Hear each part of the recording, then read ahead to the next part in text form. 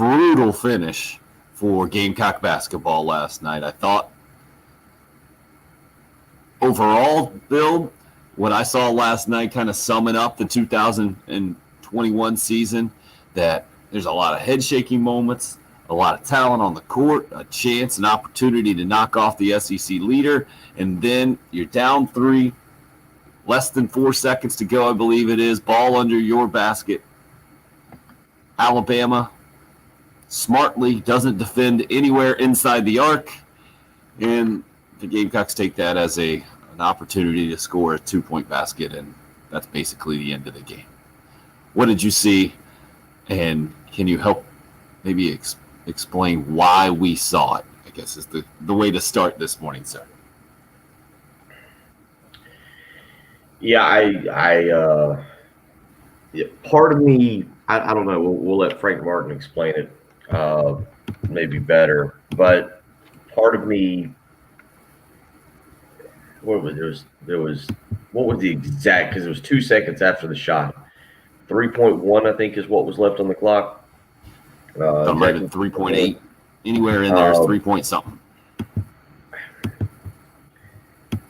I don't want to say I didn't mind it. I realize it is an exceptionally risky play, and I don't know. I'm not going to say that it was the right play. I don't know what Frank Martin had drawn up. They were coming out of a timeout. I don't know what Frank Martin had drawn up. I'm going to go. He said he drew up a 3 different ways. Well, no, I'm not saying he didn't have a 3 drawn up. I'm just saying, like, the motion, the screening, whatever he had. I don't know what it was. Does that make sense? Sure. You don't have the diagram in front of you. Yeah, like I don't know how it was set to handle what exactly Alabama was going to do. Obviously, with 3 seconds, you could have tossed it way, not into the backcourt, but close to half court.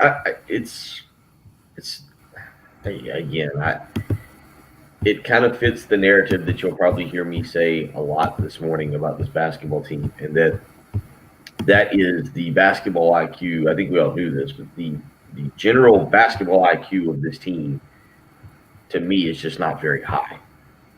There are shots that get taken by this team at times. I just can't understand what they are thinking. It's just, well, this seems to be a good shot. We'll give this one a try. AJ, AJ Lawson's played very good this season. I don't want to single him out, but there's a shot he takes on a fast break from the corner. It hits, was it the top of the backboard, Tim? Yes. For the side, there was a stretch there towards the end of this game that it looked like neither team was trying to win, and they were trying to top each other for bad shots. I just did, after now watching a lot of these games for South Carolina, to me, it's basketball IQ 101, just simply knowing some things to do in there's times they go 1-on-1, and there was a perfect example. I watched the game. I had Austin sitting with me last night, and it actually was a great father-son, coach-son bonding experience, because I think on Lawson's 3, I can't remember what it was, but I was holding my phone in my hand, and I kind of threw it in the air like I threw our clipboard during one of the basketball games when he went the wrong direction. And it was a great opportunity for me to say, see, that's just bad basketball IQ. And I can't remember what that play was. There are several plays I can think of. Keyshawn Bryant one time gets it and drives to his left, I believe, and lowers his shoulder and runs over a guy, and they get lucky and they call a blocking foul. And I think 2 possessions later, Seventh Woods does about the same thing, drives to his right and gets called for a charge. And, it's just one of those things. I don't understand some of the decision-making that this team has at times when you can be under control and not feel the need to rush down the floor and take kind of a wild shot. This team has become the king of wild shots at times. Some go in, some doesn't. And then last night, the statistic that I put it on Twitter that you and I discussed yesterday, the 3-point shooting of Alabama. South Carolina last night, 6 of 25. I didn't even look to see if that's par for the course for South Carolina. I'll have to go back and look and just see what they averaged. But Alabama last night, 12 of 34. Coming into the game, they were averaging 10.5 made threes.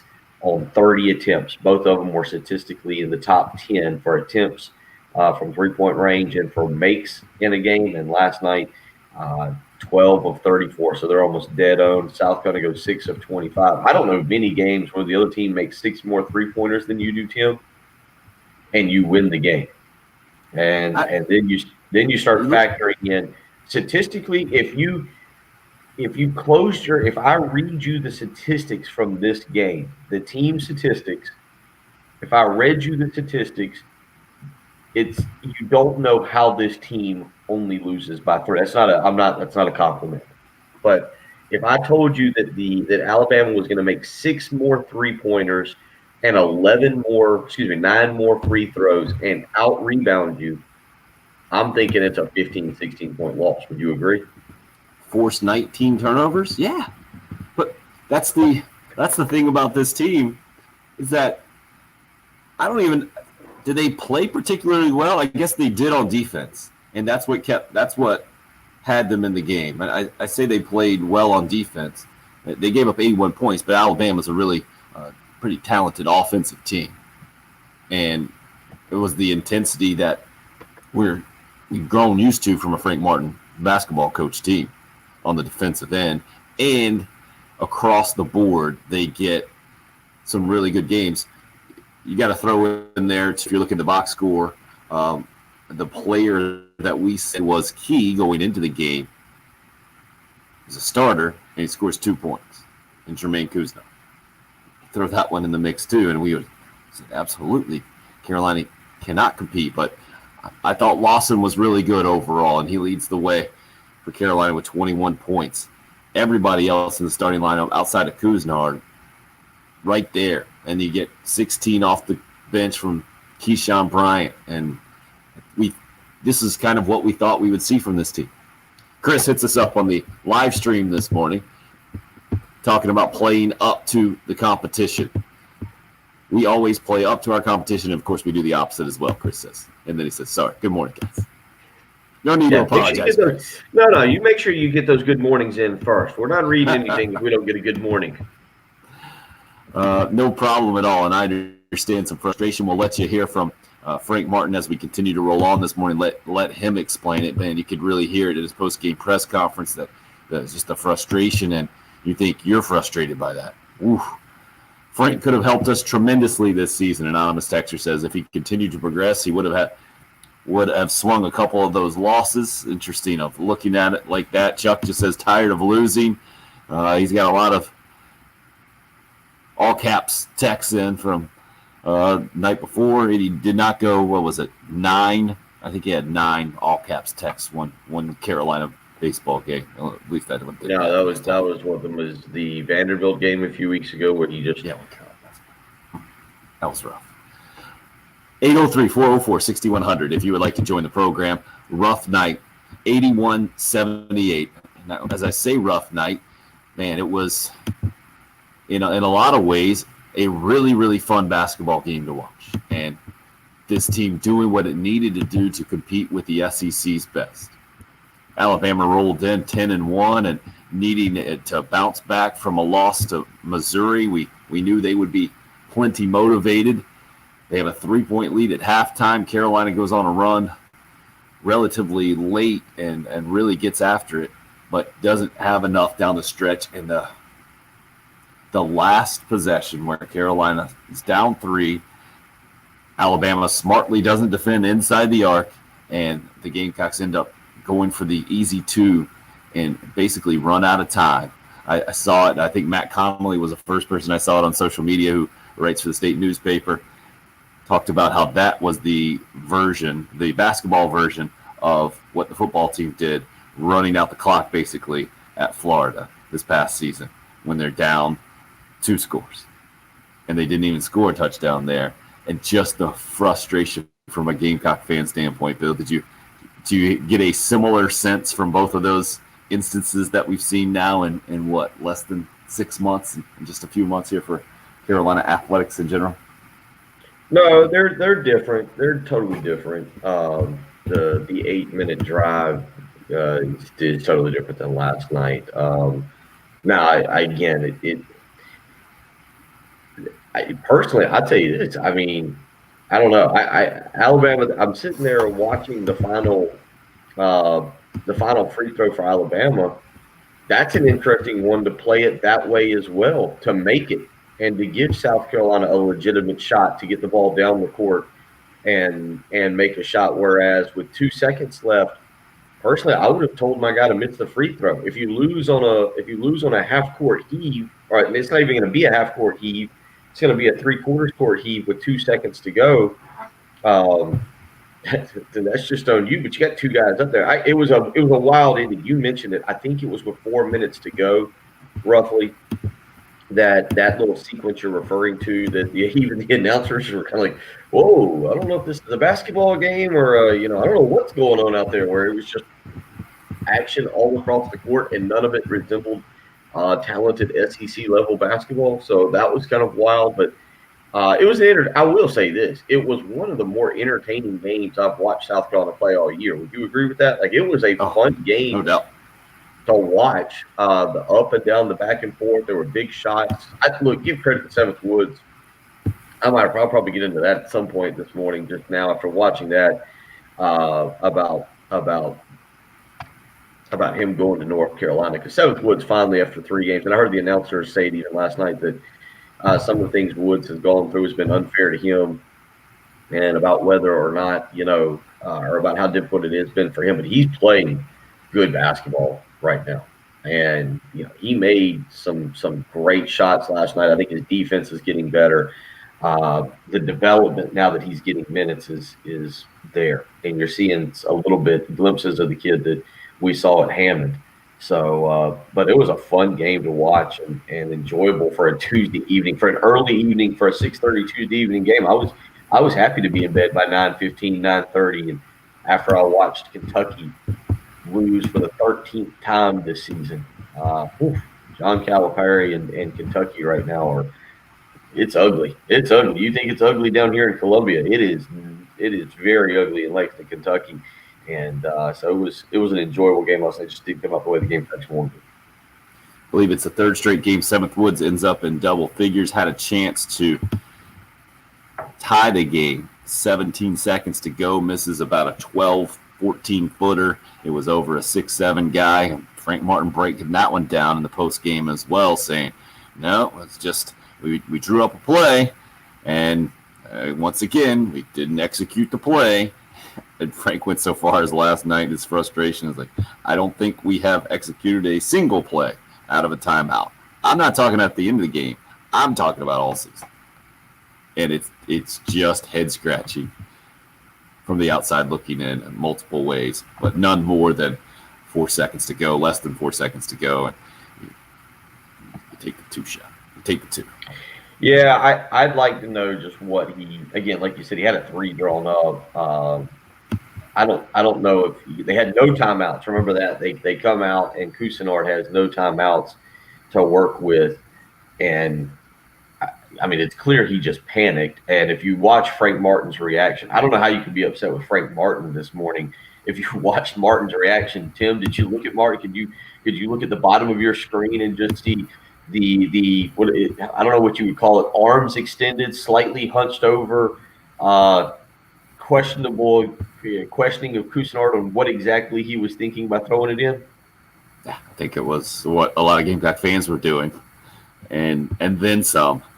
Yeah, you could tell that was not what the coach wanted, and that was the same thing with the Seventh Woods shot a few seconds before. It was kind of what we've seen all season long from Gamecock basketball. That one, I think, because I was watching on the backside, they had what appeared to be a screen for Lawson coming up from the baseline to loop around. Because I watched it a few times there, it looks like Woods was supposed to kick the ball to the right. That's my guess. I'm guessing on what Frank had brought up. He just mentioned the plays, but it looked like he had Lawson looping kind of either up for a 3 or around to get into the lane was what I saw, what I estimated the play to be, and it looked like it was coming open. Again, to me, and this is what Frank's saying, and I watched it last night. I saw it probably more. I saw it I just saw it happen more last night. The basketball IQ right now for this team is not good. They're just the understanding of the game and time and pace. It's just not good. We'll try to be as good as we can this morning. 803-404-6100. Love to hear all of your thoughts. Lee says we've lost 2 in a row now, so we'll win the next game. On the Cool Care Heating and Air text line, you can call the same number there, 803-404-6100 on the Love Chevy phone lines. Just getting started on a Wednesday morning after an early Tuesday night game that has Bill in a good mood that he didn't have to stay up too late to watch last night. It was a wildly entertaining game up and down the floor. If you like to see some good offensive basketball by and large, 81-78, a bunch of points scored last night at the Colonial Life Arena. Unfortunately for the Gamecocks, coming up just short. We'll talk plenty of football as well. Shane Beamer introducing Montario Hardesty. Let you hear a little bit from the new running backs coach and keep you up to date or get you up to date on everything that Shane Beamer talked about yesterday. It was a busy day overall for Gamecock athletics here as we're a couple of weeks away still, or not even a couple of weeks away. Unbelievable. So 9 days away from baseball season getting going. We'll have Carolina pitching coach Skylar Meade on with us a little later on in the program as well. Thanks for being a part of us, of the show here, joining us on a Wednesday morning. It's the early game. It's 107.5 The Game.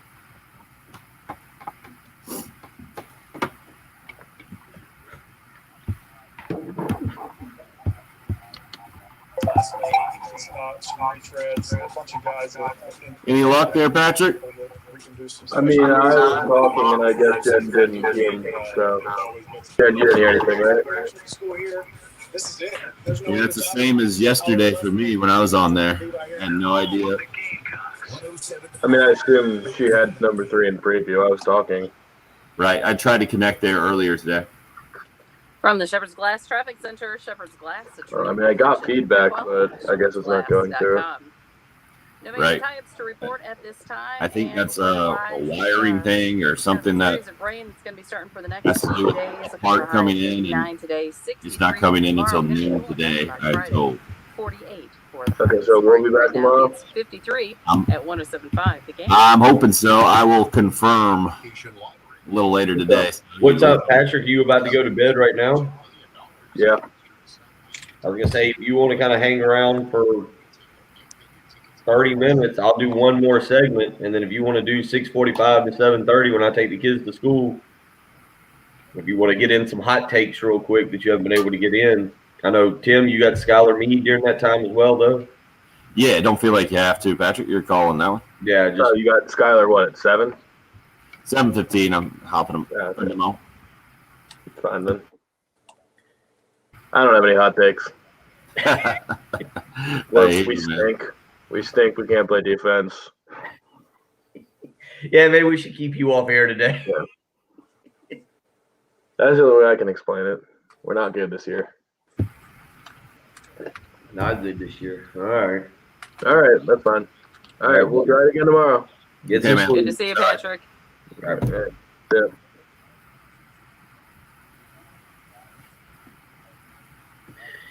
Oh, a peppy Patrick Perrette this morning. Off to sleep. All right, so Bill, I will text you. But we're going to combine the 20 and 40. So at the start of the next break, which will be the last one, I'll have you do sleep number first and then love Chevy at the end of it. Okay. Okay. All right. I tell you what, let me go ahead and get the kids up real quick since I didn't think about that. Oh, good. Actually, that's okay.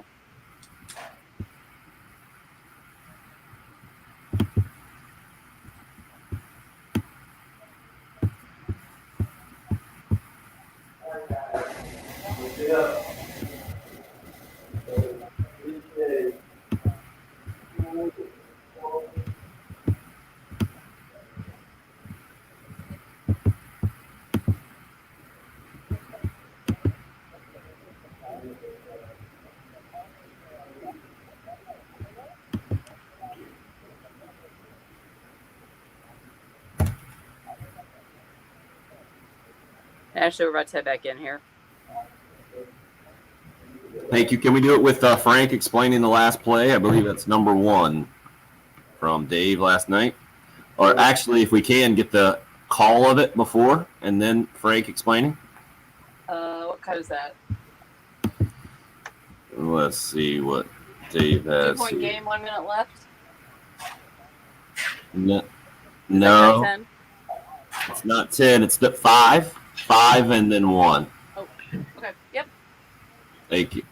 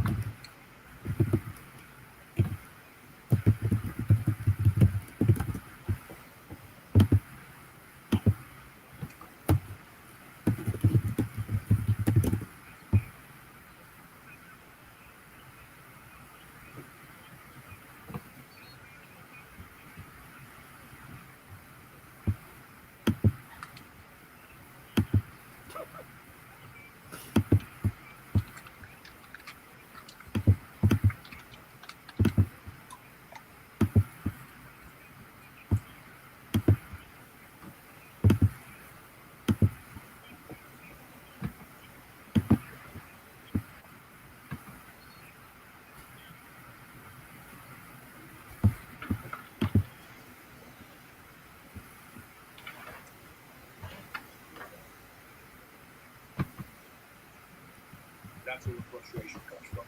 I mean, we're down 3, and you have something to get 3 different options with 3-pointers because we're down 3, and I got no timeouts left, and we, I mean, but it is what it is. We gave 1 away. 5 up. We played a little harder. We didn't win some games that we wanted to do. Frank Martin on the post game last night with the call. You just heard it from Derek Scott, Casey Manning on the Learfield IMG College broadcast right here on 107.5 The Game. Taking the 2 when you're down 3. In the NBA, Bill, I feel like you can do that and get away with that. Maybe that's what somewhere is back in the players' minds, right? If you watch a bunch of NBA games where you can advance the ball to half court with a timeout, that's a different story. I think you can even do it in women's college basketball, maybe. I might be making that up, but you definitely can't do it in men's college basketball game. It wasn't an option. And what you said as well, I would have advised if I was Nate Oates and I'm on the line with 2 seconds to go, and so I'm up 1, I'd say, hey, make the first one, miss the second. Yeah, I get it. I guess you could lose the game that way with a heave, but I think your odds of losing the game are much smaller in that instance from 94 feet away off a rebound situation than the dead ball where Carolina got to throw it in half court. They ended up throwing it away anyway, so it didn't really matter. But it was a strange ending. I think Derek called it perfectly because it was so strange. It was almost like when Carolina got the ball, Alabama wasn't ready, or they felt like they weren't. Carolina felt like they were kind of sneaking in a bucket and making a good play, and unfortunately, it was the exact opposite. Yeah, I don't know. It's just and you hear it in Frank Martin's voice, like he's tired of it. And I know it's been a long season for him health-wise too, but you can tell he's just tired of it. And just the decision. I don't know. That's a good point. I didn't even think of it that way. That they thought they were sneaking in a basket, that they were catching Alabama off guard. I didn't even. But where I got that from is like Mania looked at the side and he was like almost encouraged. So he's like puts his hands out there. He's like, oh, we're gonna sneak this one right in. This is amazing. Yeah. On any other situation, yes, that's exactly what you think, except when you're down 3 with less than 4 seconds to go and you don't have any timeouts. I mean, again, that's the play that we will highlight throughout the morning because it's the very end of the game. There were so many plays throughout that game that just the basketball IQ. And you can hear Frank says this. What did he say? The final 5 plays? Was it the final 5 minutes or the final 5 plays? I forget.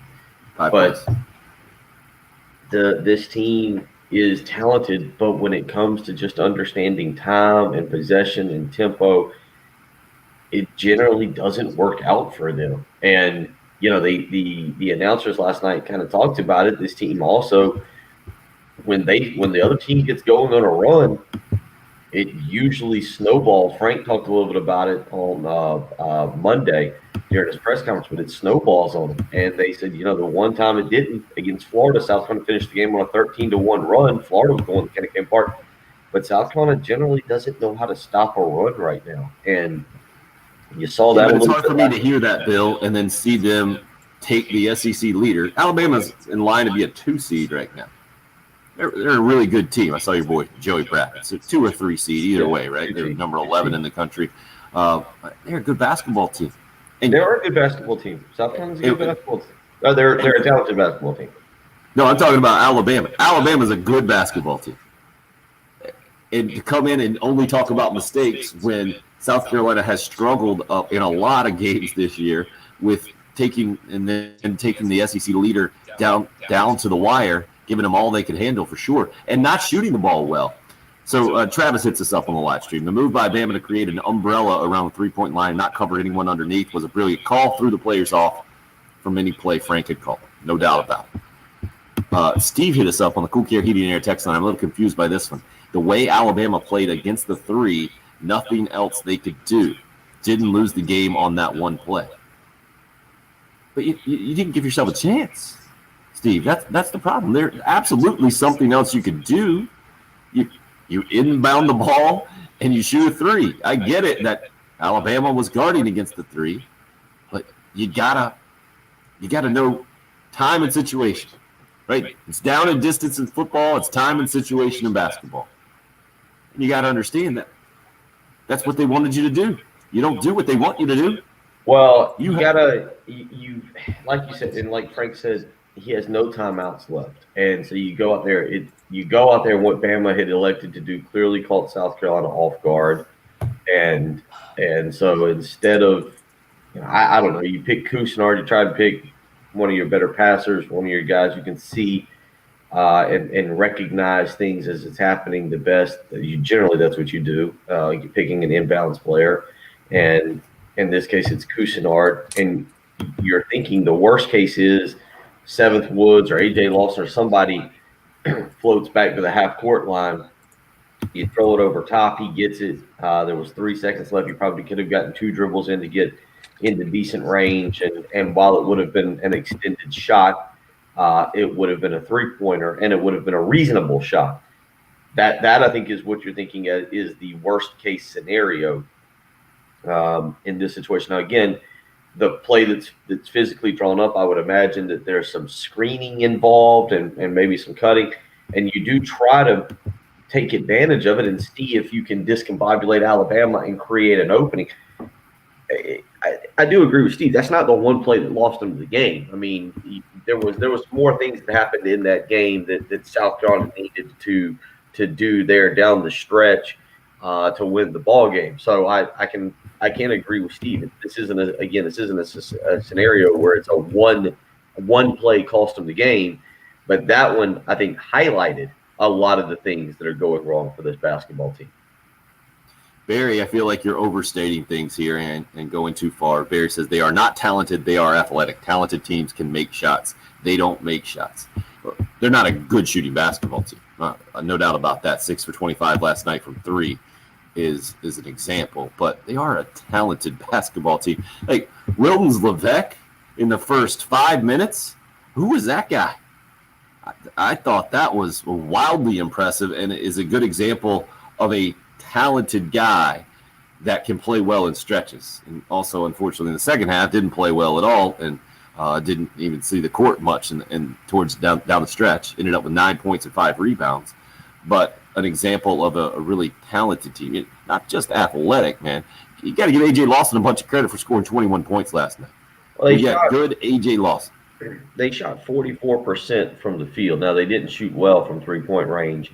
And free throw percentage, again, leaves a lot to be desired there at 57%. So you can't completely say that they're shooting it great when you look at those statistics.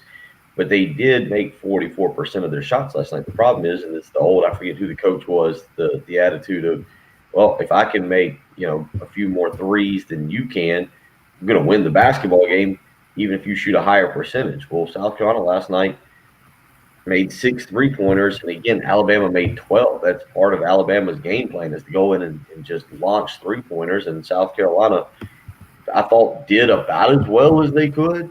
But, it's simply put, Alabama's the better team in this scenario. And Alabama's game plan, Alabama's strategy for winning a basketball game, in my opinion, overcame South Carolina's strategy for winning a basketball game, because statistically speaking, Alabama did what they do. We're going to shoot 30-plus 3-pointers, and we're going to make at least 10 of them, and then you're going to have to find a way to match that. And on top of that, Alabama made 9 more free throws. And they didn't make 9 more free throws. They shot more free throws again. We talked about that. Was it the Mississippi State game, I think, last, Tim, that you had the anomaly where South Carolina shot more free throws than Mississippi State? So yeah, this time -9 on the line as far as made free throws, -6. Alabama shoots 6 more. They're 17 out of 20. Got to give them credit there. And so let's flip it to the other side. Alabama's a good shooting team, right? But they shoot 38% from the floor when Carolina shoots 44%. And that percentage of 3, they were just 12 out of 34. It's 35%. Nothing to write home about at all. But that is their game. That's how they play. And Carolina needed 2 or 3 more of their threes to drop, I think. They needed to make a few more of their free throws. They were just 8 out of 14. Anywhere in there would have worked. 18 offensive rebounds for Alabama. I know Frank Martin hates to see that kind of stat where his team gets out offensive rebounded, and +2 is where Alabama ended up on the overall rebounds. Just kind of head shaking in a lot of ways. But I don't want to only highlight plays that didn't work out for a Gamecock basketball team, taking a good basketball team down the stretch and giving them all they could, because we've seen the Mississippi State, for instance, not a good basketball team this year, average at best. And they had their way with the Gamecocks over the weekend. This is a completely different performance. South Carolina did play up to the level of competition, like Chris hit us up with a little bit before. It just didn't work. Travis, an analogy on the live stream there on Facebook, the last play equivalent to football is a player running a 5-yard route on 4th and 8. You got to know the situation. I think that's a good analogy. And mentioned KT hit us up, says the quality of life much better not watching the game last night. And I get it that maybe a lot of Gamecock fans are there. And Travis says you missed a good game. It was a wildly entertaining game. And Alabama with the better team, it's hard to say that they had the better game plan going in if you survive and you win that sucker by 3. But they didn't play necessarily well, certainly didn't shoot it well. And the Gamecocks, I think, where I'm most confused is how Carolina's defense was able to play as well as it did last night against an Alabama team, and then hasn't been able to play well against a Vanderbilt, a Mississippi State over the weekend, and hasn't been able to bring that consistently. We've seen that we play well against Florida and then not play well at other times. Do you have any kind of explanation for what happens for Carolina on the defensive end? Well, some of it was Alabama. Alabama got off to a slow start. I mean, South Carolina comes roaring out of the gate there and gets up 11-2 and then 16-6 early on, and Alabama got off to a slow start. And then Alabama wasn't exactly a model of offensive efficiency either last night. They committed, I believe, 22 turnovers. Not all of those were necessarily because of South Carolina. So I don't know where the credit lies. That's the old Will Muschamp line. You have to go back and look at the tape. I'm not about to go back and look at the tape, but the bottom line is, from what I was watching, what I saw, you are talking about an Alabama team that I don't think played their A game. They came in here and they struggled. Some of that was a testament to South Carolina, but John Petty Jr., 3 of 10, and he shot 3 air balls. It's like the announcers became mystified every time he shot an air ball. I know it was 2. He might have had a third. Like, I think which announcer was it who asked the other one? I don't understand. How can you be a good shooter and have back-to-back air balls or something of that nature? And it wasn't anything necessarily that South Carolina did, whereas John Petty just flat missed the rim on those shots. So Tom Hart doing the play-by-play for the SEC Network broadcast last night. He's the one who asked his analyst John Sunvold, who made his basketball career off being a good shooter. He's like, yeah, I don't get it. Good shooters don't even miss right or left, much less air ball.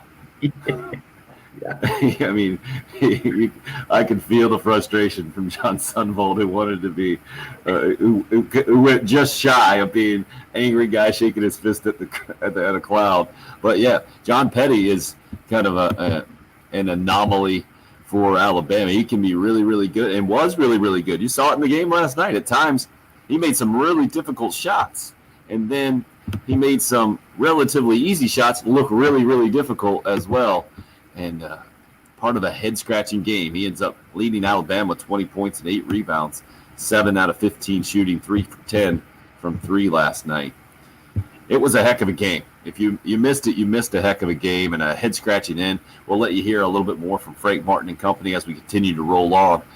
And won't just talk Gamecock basketball. Montario Hardesty, I thought, was a really entertaining listen yesterday in his introductory press conference. And in a lot of ways, Bill, as I was listening, I was like, this guy doesn't fit at all with the up-and-coming theme of, guys really appreciating being on Shane Beamer's staff and appreciating specifically South Carolina, because he just walked around. He said he just went downtown Columbia for the first time yesterday.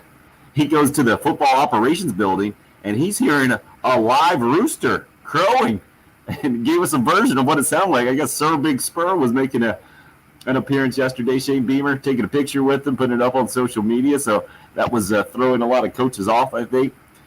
And Montario Hardesty, obviously playing for Tennessee.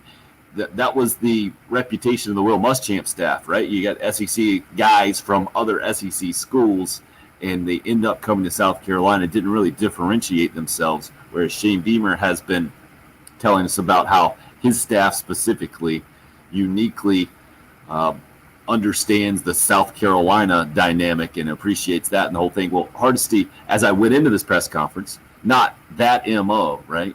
And then his coaching background, maybe more similar to some other coaching backgrounds on the staff, having most recently come from Charlotte, worked at Norfolk State before then, started his career, I guess, at Shawan, was at Tennessee for just one season as an analyst. But hearing him talk, it was easy to see why Shane Beamer ended up picking him, a guy that has NFL experience, SEC experience as a running back, first of all. And we've seen Thomas Brown really shine in the running backs role, and Beamer talk about how he feels bad for his running backs right now, Hardesty being the third guy they've had now within less than a year since Thomas Brown left. Des Kitchings came in and then has gone to the NFL as well as Brown. But I can see why he ended up going with Montario Hardesty, and then I can see him fitting in with his personality and saying that he grew up and he always thought he'd be a coach. He felt like he coached his younger brother and some guys that he played high school ball with in New Bern, North Carolina, who all went to Division I football, unlike many had done before them. And it was easy to see for me how Hardesty ended up getting this job, and then why Shane Beamer thinks he's going to fit in well. What'd you get from yesterday?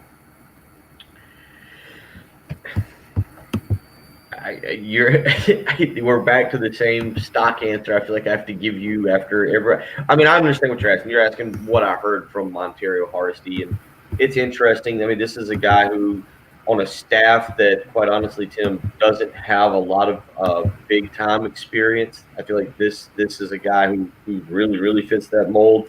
I know he was a strength and conditioning coach there at Tennessee briefly for a year. But the rest of it's Florida Atlantic. It's obviously Charlotte. I saw Matt. You mentioned Matt Connolly yesterday, and this was pretty funny. A tweet that he put out. It said it basically for Columbia for South Carolina beat writers. It must feel like Christmas morning every day right now, because as opposed to the last 4 or 5 years, Columbia beat writers are getting a press conference with the head coach about once a week, because of all the new hires. And so you've got plenty of content. You're getting to hear the head coach speak. I mean, Beamer again yesterday was more of like just a running backs press conference, because he talked about Marshawn Lloyd and Kevin Harris, and then obviously as he was introducing Montario Hardesty. But I think Beamer's one, and in his coaches, have won every press conference. But at the same time, you okay, the shine is not wearing off. It's just, all right, I want to see this team. We don't get to see spring ball until March and see hopefully we all get to see a spring game and then that first game against Eastern Illinois. They all sound great. I mean, all the coaches have come in, and when they've talked to the media, they all sound fabulous. All right, now I'm kind of wanting to see what the product looks like when you all sound fabulous. I've probably started paying a little bit more attention to recruiting and the names I'm seeing pop up and the players. Can this group go in and recruit against some of the big boys around the Southeast? So Montero Hardesty sounded very interesting yesterday. He sounds very excited about the job. I'm interested to see just how it plays out. As are all Gamecock fans, I think, at this point. And the next, 6 weeks, I think, is where the Gamecock football schedule is, with winter workout, strength and conditioning program up and running. And Beamer saying yesterday multiple times how important that is for his team to get in the weight room with new strength and conditioning coach Luke Day and get stronger before spring ball actually starts. It's an important time for he and his staff to get on the same page, him to get with his staff, he said specifically, get into some of the X's and O's that he hasn't been able to do with all the administrative stuff that comes with taking a new job. So that's next on the agenda for Gamecock football, from what I heard yesterday from new head coach Shane Beamer. We'll continue to discuss as we roll on this morning. 803-404-6100 is the number. Gamecock basketball falls 3 points short against Alabama and ends up settling for a 2, down 3 with less than 4 seconds to go. Interested in your thoughts here. You're listening to The Early Game. It's 107.5 The Game.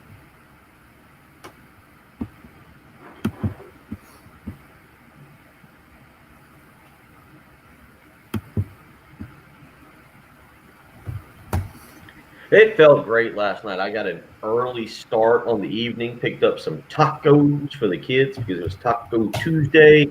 Watched an early basketball game, was in bed and ready to get a great night of sleep in that old Sleep Number bed. Put the Sleep Number setting last night on 45. It was a little bit softer mattress. Got a great night of sleep. Feel great this morning, drinking the black coffee, having a blast, talking a little basketball. It was a pretty good game last night. It all was because I got a great night of sleep. That's what leads to a great day. If you have a great night of sleep, you'll wake up feeling rested, refreshed, ready to attack the day, and you can do more of that right now, getting some proven quality sleep. They also call it life-changing sleep. Right now, save 50% on the Sleep Number 360 limited edition smart bed, plus special financing on all smart beds, subject to credit approval. Minimum monthly payments required. See sleepnumber.com for details, but it's only for a limited time. You got to visit a Sleep Number store, 2 to choose from, one in Irma on Harbison Boulevard, the other in Columbia, 2 Notch Road across from Sand Hills Mall. You can also visit them on the web, sleepnumber.com, the place to do that. Again, right now, save 50% on the Sleep Number 360 limited edition smart bed, and you can get special financing on all smart beds as well. You just need to go find out what it's like. Make the switch to Sleep Number today and find out what a great night's sleep is truly like. All right, I got to come back and do a love Chevy, but how you feel? You got some muffins? I got anything. Right now, you get the real good stuff, Bill, behind the scenes, getting ready for school. Going to have our first guest joining us on the live stream, video-wise. Skylar Meade, the pitching coach for the Gamecocks, 7:15 this morning. See if he's up and cheery with us. Jen, how are things in the studio right now? Great. So still, yesterday was almost nothing working, and today more stuff is working, but not everything is what I'm getting. Is that right? That would be correct. I'm struggling to take care of traffic for the other people because I cannot record due to some audio hardware settings. Trying to do that on the Vox Pro, and that's not, so still trying to map all that out. I've given Chris over at OMG a heads up. But other than that, things are going swimmingly. As far as we're concerned, this is all good stuff right here.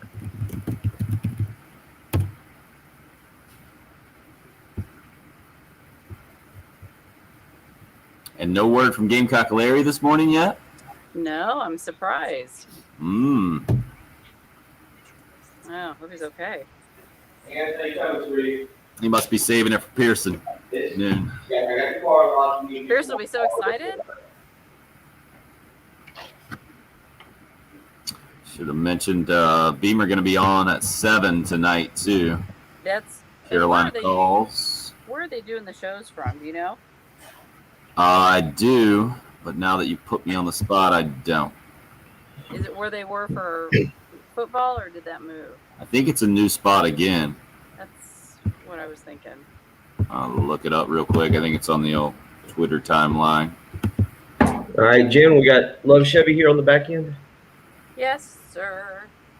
All righty. I tell you what, I mean, it's a little chilly out there this morning, but it's a nice spring morning. Just not spring. You are correct, our wise one. Yes, I am correct.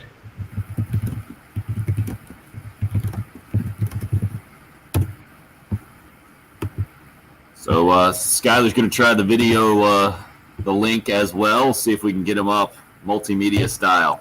Cool. In your absence, sir.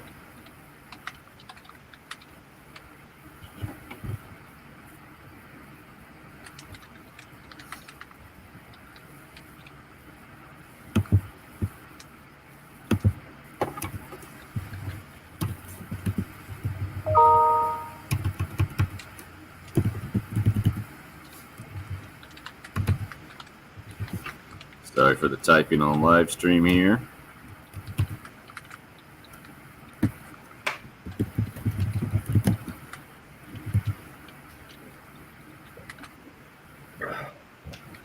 Let's see, it's going to be one of those days we're going to be watching the weather. Oh, by the way, coffee update. Went to go buy the Black Rifle coffee yesterday and drove out the place. They were closed. Yeah, about 20 seconds. So I ended up buying 2 bags of coffee for wellness last night. Oh, huge. All in. 2 bags. 2 bags. Take that. All right, 5. Yep.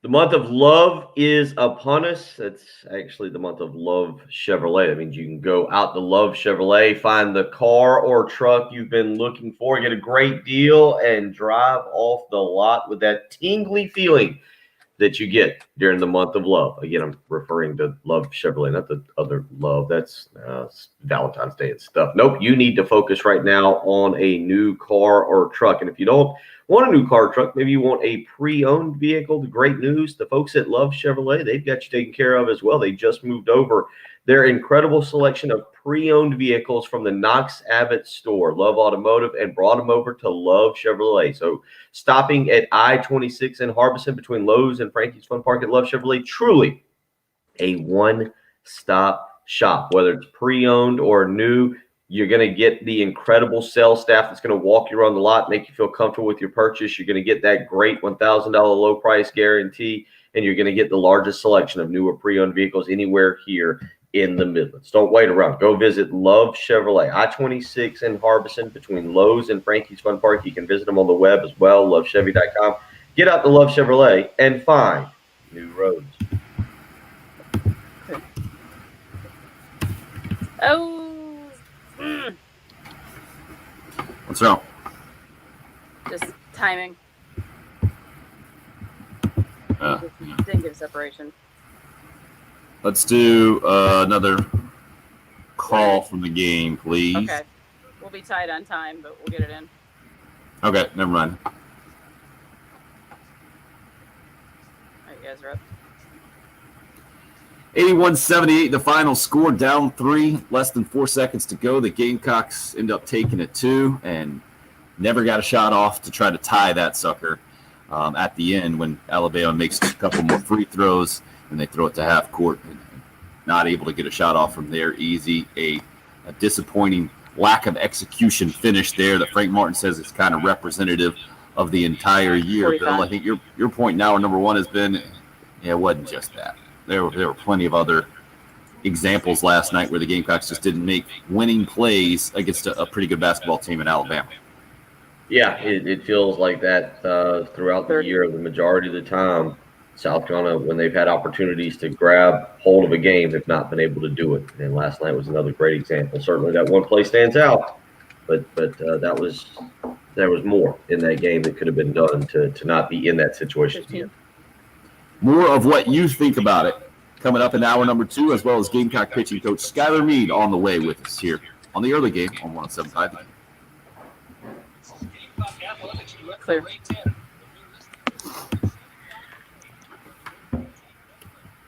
All right, I'm going to get kids to school and return here shortly. Have a good interview. I'll be listening closely for any mistakes. Yeah. Yeah. Shortly what? Shots.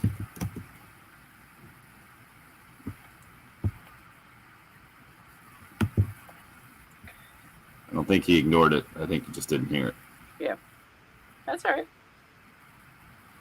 It's gotten into his subconscious, I feel sure. All right, I'm going to try to change this little ticker part for the 7th time. Let's see if I can actually do it.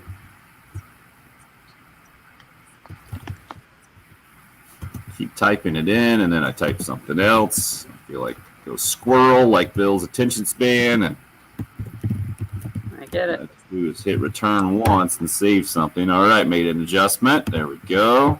One step at a time here. Fantastic. So this is when you're going to have to put up with just Jen and me. And Jen just muted. You kidding me, Jen? You're doing some real work over there? How dare you? Yeah, let's not start that nonsense. So did you watch last night, I assume, with your name changed this morning? That's right. No, it was a great race. It was a lot of fun. You missed it? What?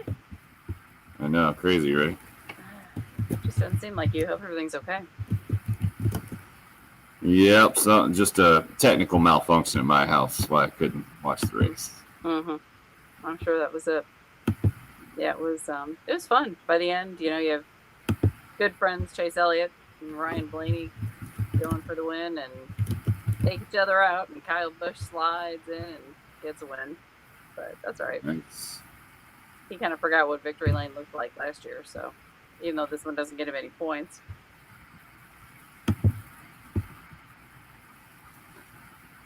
All right, my big graphic at the bottom, I think, is working. Oh, nope. Still need to make an edit.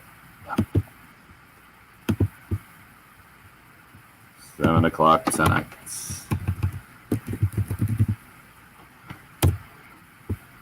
So how did last night compare to what they did during the season as far as protocols and special conditions there, crowd and everything?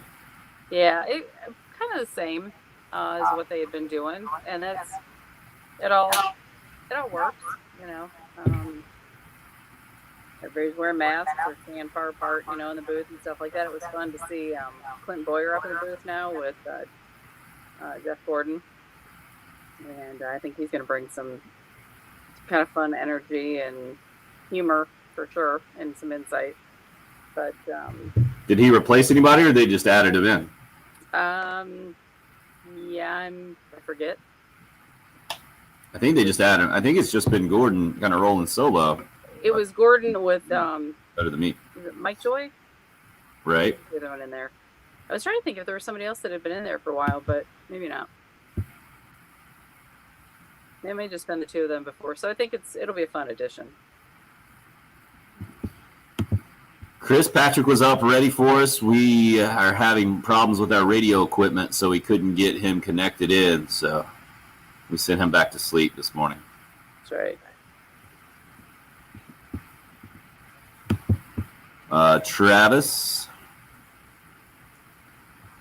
the way this works is Vandy's a private school, so they can kind of come up with their own scholarships I think technically they have to be academic scholarships, but I think they have just more leeway as it pertains to like the qualifications of those academic scholarships, which makes public schools complain that basically Vandy has a huge advantage when it comes to getting baseball players in, and they can make the money work, if that makes sense. But I mean, come on, Vandy's not the only private school out there. Stanford, been great at baseball for a long time. But I think it's overplayed in baseball, and obviously we're not going to put Skylar Meade on the spot about that, but feel like 11 points, it's 11.7, right? It's a ridiculous number for scholarships for baseball and has been forever. And so the scholarship situation to me is not a big deal when it comes to college baseball, because most of those guys come from situations where they're going to make the money work, and all programs are pretty much on the same playing level. Yeah, Vandy's kind of the exception there, and that's why you've heard that before, Travis. It is an advantage, no doubt, but you got to give Corbin and company a bunch more credit other than that. That's not the reason why Vandy's really good at baseball. They have an amazing program. Corbin's a heck of a coach, and they just got it rolling, man. A bit of an advantage, but come on, when it comes to Vandy and the SEC, that is probably their one advantage, right?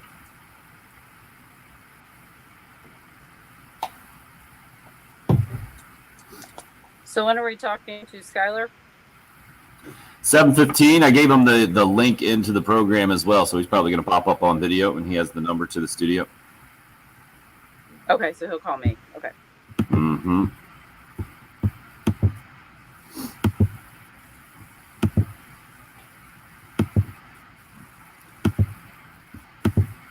And we'll just put his phone number out on the live stream for everybody. I'll put it on the scroll here.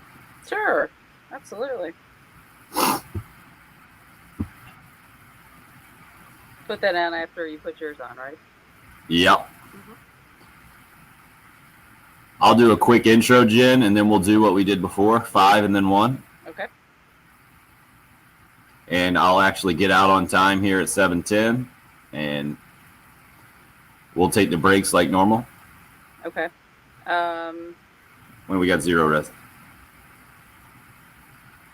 You don't have Bill for a 7:20, do you? I do not. 0 res. Oh, gosh, I forgot to tell you. 0 res is 7:20.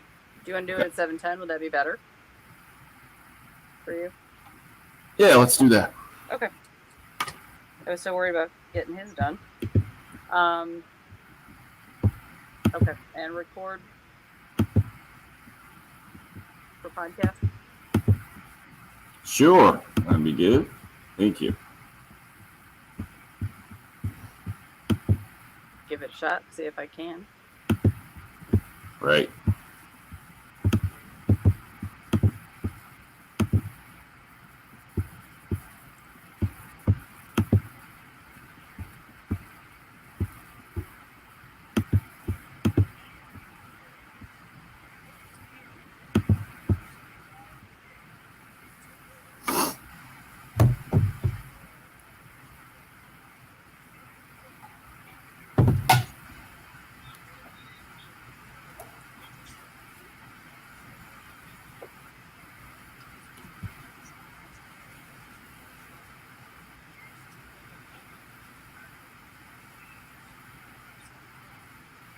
You're up. Basketball last night, Colonial Life Arena. Heck of a game. Unfortunately for the Gamecocks, did not work out how they wanted to, especially down 3 with less than 4 seconds to go. Here's how it sounded.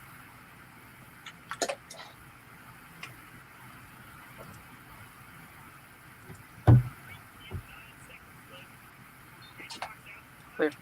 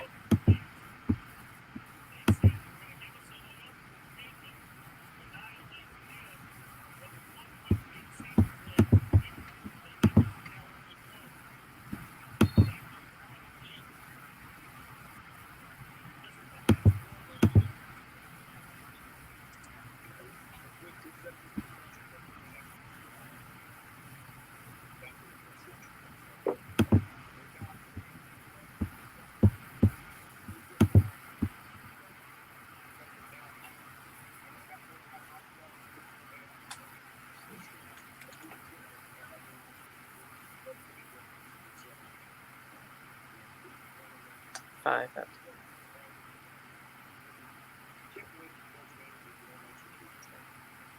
Frank Martin talking to Derek Scott on the IMG Learfield College broadcast. You heard the play-by-play by Derek and Casey Manning right before that. That was right here on 107.5 The Game last night. And Frank said it in his post-game media appearance last night, how that was pretty representative. That one play, the lack of execution in that play was pretty representative of this season. And you heard him say 5 possessions. He went so far as to say nothing.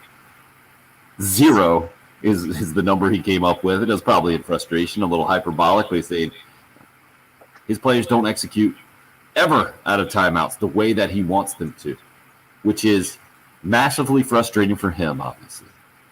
But from the Gamecock fan perspective, to hear Frank tell us typically in years past that a lot of lack of execution can come from inexperience and not knowing exactly the expectation from him or him not quite understanding the players, and now to see it with really experienced players, because that was Jermaine Couisnard inbounding to Justin Minaya. These guys have been in the program years.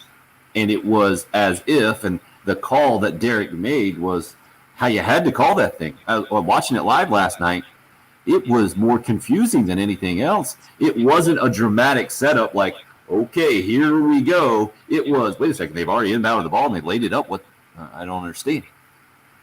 It was as if Justin Minaya thought he was sneaking behind Alabama, keep catching them off guard. And that's why one of the reasons why I think Couisnard did that, it just caught Carolina off guard, actually, or they fell for the bait, like Derek just called. And it's surprising to see that from an experienced team, but I guess not too surprising to see that from this year's Carolina team, knowing what Frank just told us about that's the trend. The lack of execution has been a big issue, and that was one of the reasons he told us that Carolina was able to make that near miraculous run to the Final Four several years ago, was that his teams, his experienced team at that point was Darius Thornwell, Dwayne Notice, go down the list there, was able to make adjustments in game because they understood what the coaching staff was telling them. They understood how to make those adjustments. Sometimes they didn't have to have the coaching staff tell them because they'd been through it before and savvy players and the whole deal. So it's a head scratcher for sure. And we talked about it a lot this morning. Interested in hearing more of your thoughts as we roll on. Anthony from Kershaw says these 2 basketball games this week may have taken a couple of years off my life. How about that? I'm guessing he's not talking about the Mississippi State game over the weekend.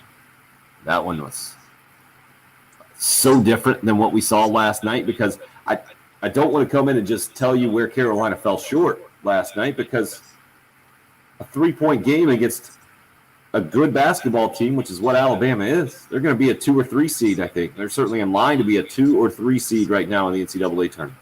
10-1 in SEC play is what they came in last night, having just lost to Missouri after a perfect 10-0 start. I know they lost the weekend before to Oklahoma as well, and in the SEC Big 12 Challenge, not playing their best basketball for sure, missing Columbia native Jordan Bruner in the post. Unfortunately, Jawan Gary, another Columbia native, or certainly spent a lot of time in Columbia, he goes down early in the ball game. Frank, after the game, says he thinks he separated his shoulder, felt terrible for the kid, and that was his first comments there in his media appearance.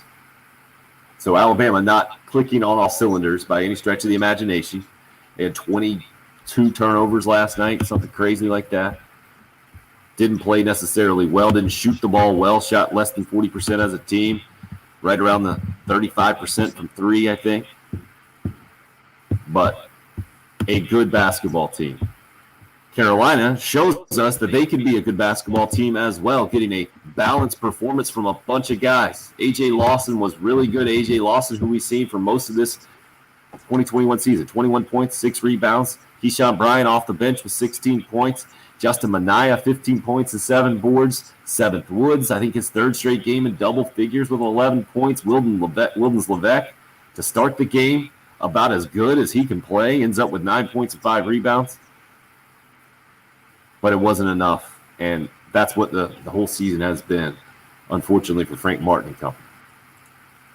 Do want to hear more from you as we roll on this morning at 803-404-6100. You can also hit us up on the live stream. We're all over the place. We got the Twitter, the Facebook, and the YouTube live stream all going.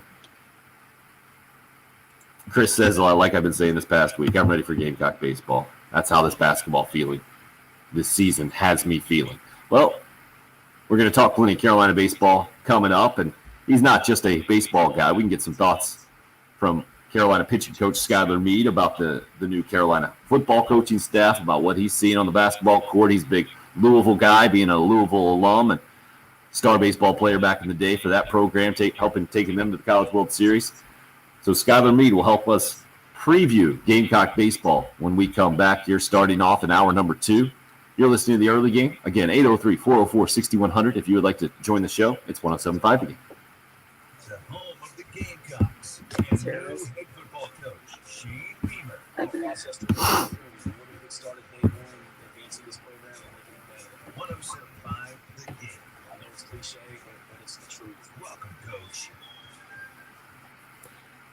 Professional help is what we need around my house when it comes to keeping it clean. Fortunately, Zero Res Carpet and Air Duct Cleaning's been out a couple of times and done a great job cleaning my carpets, cleaning an area rug for me. They cleaned the tiles in both the kitchen and my bathroom. We had an incident yesterday. Let's just say the 5-year-old didn't get to where he needed to go in time. So it's just another example. I was just shaking my head. Fortunately, it's not just up to us here. Zero Res also will do things differently than any other carpet cleaning company when they come out to your home, maybe your business, their commercial cleaning division, working day and night businesses all over the Midlands, cleaning and sanitizing, following those CDC guidelines with their patented cleaning process that uses powered water. No harsh chemicals involved, nothing for me to worry about when it comes to my now, 11-month-old, 10-month-old, I can't keep count of the little dude, but he's waddling around all over the place, just driving us crazy, can't take our eyes off of him. That's where we're at with him. The 5- and 7-year-old. Now I have the 8-year-old, I guess, here in the last few days. They're going to spill stuff all the time. No harsh chemicals involved in their process. That nothing for us to worry about. That's especially important to my wife and I. And then also no leftover soapy residue. That's why our carpets will stay cleaner longer, have stayed cleaner longer than another carpet cleaning service. And right now, Zero Res has a great deal for you. $109 will get you 3 rooms of carpet clean when you mention me, Tim Hill. Schedule that Zero Res cleaning today. 803-262-4020. That's 262-4020. Book online, ZeroResColumbia.com. Zero Res. Spell it backwards or forwards. It's the right way to clean. Clear.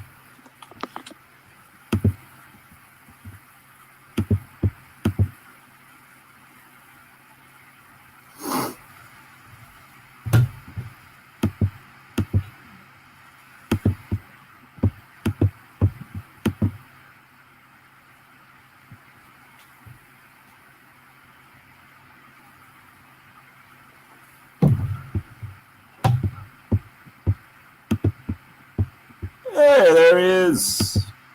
What's happening? There he is. What's up, man? Not much. Not much. Let's go with you guys. Woo! Fun basketball game to talk about this morning so far. Glad to have you on. Talk a little baseball. Absolutely. Absolutely. Is it Already you in the guys ever office? getting back? You ever getting back in that studio? Jen's holding it down. She's not inviting us back, man. I know. She got to let It's a you all lot back cleaner. in. A lot cleaner not having the boys in. And probably change the locks on Bill. Yeah. Put them up too high. That was a lot better, too, I'm sure. So, sorry we can't have you just wired in through the computer audio right now. We're not quite up to that level yet. No, that thing's fine. Shoot, we've all in the last year gotten pretty good at all these things, right? Between sure. Zoom and Skype and all the other stuff. Well, what's the total number when you guys do it as a whole team? You know? We've had, let's see, if you count, probably like 55 people. Holy crap.